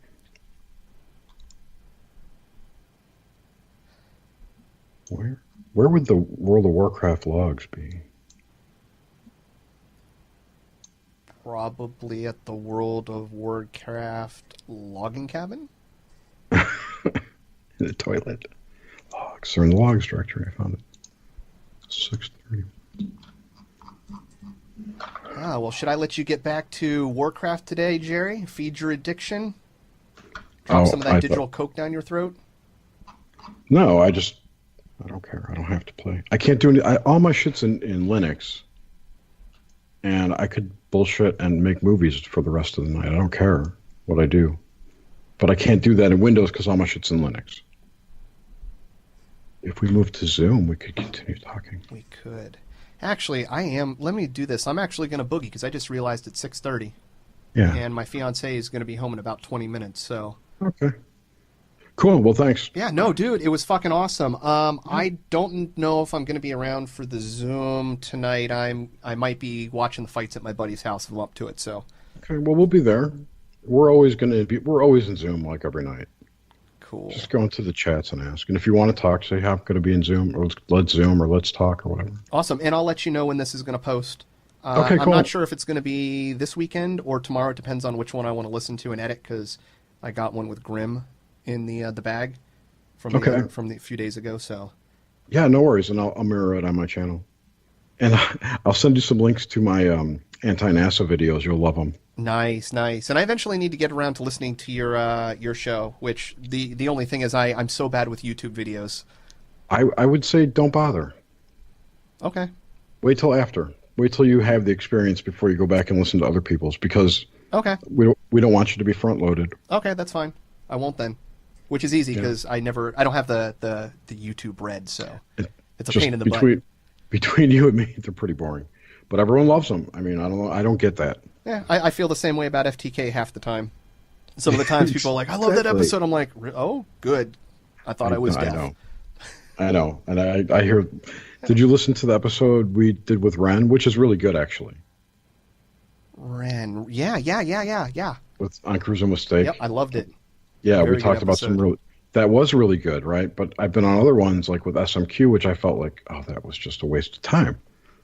Not that he's not interesting, but James gets in his little thing, and it's like, oh, all right, I'm done. Plus, I felt like I was insulting the dude, and I realized too that he wasn't up on as much shit as we were. Right.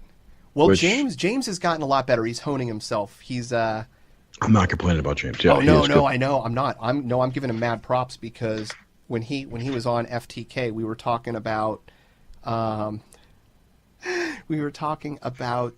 how he found the face of Jesus in the mud on a biking tire. Yep. That is the hardest I have laughed in so long. It was great. Didn't they sell it on eBay or something? Oh yeah. He sold it on eBay and it went up to like $10 million, and then it got canceled, and then he started receiving all this hate mail. There was like he had like thousands of people from all across the country sending him hate mail over it. That's awesome. That's hilarious. Yeah, I know. It's funny. He's a funny dude. Yeah, I've known James for almost 3 years now. So. Oh, wow. Very cool. We go way back. I've known James for probably 3 months. All right, man. Get out of here before you're stuck. That's right. I'll talk to you later. Later, man. Nice talking. Right, nice talking to you. Yeah, bye.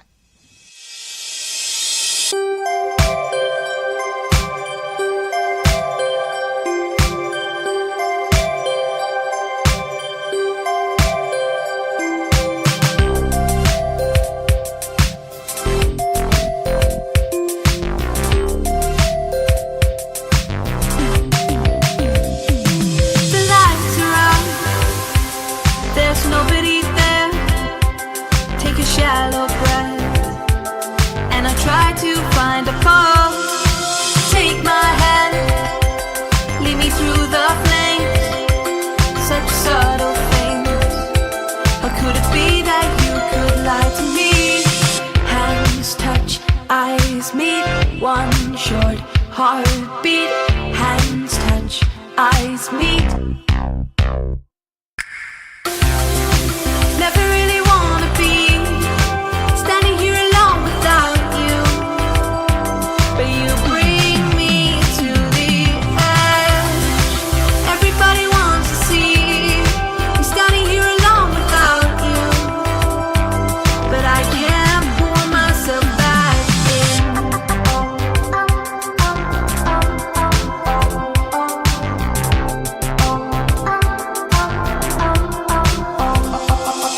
Distract your mind in a bed of lies, no compromise, and I try to find a pause.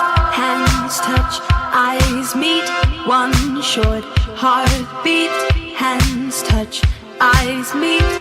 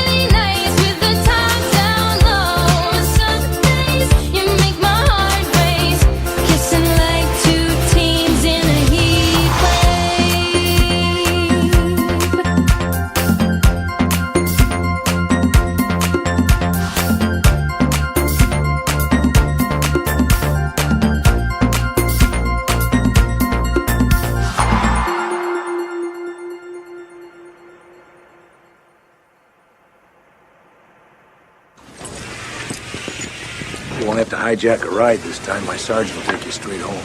You're a good man, General. Before you go, I want you to tell me what you didn't tell them. What makes you think there's anything I didn't tell them? We had a deal. I kept my part. But tell me, where are they from? Not where, General. When? When? They're not aliens. They're us. From the future, our future. My God, why didn't they just say so? Because they didn't want us to know. If they changed their past, they might cease to exist. Although when you shut down their spacecraft, history took a whole new course. You, still think we should tell everyone? What would we tell them? That they're going to evolve into something little and gray that eats mushrooms? People have to have hope. I hope we don't make the same mistakes. Das being here has already started to change things. Before he died, he told me he'd learned something. What? The future is unwritten. How about your future, Mr. Colas? What are you going to do? Me? I've already started writing a new chapter. You'd rather talk about your Nintendo 64 or whatever? That's right, motherfucker.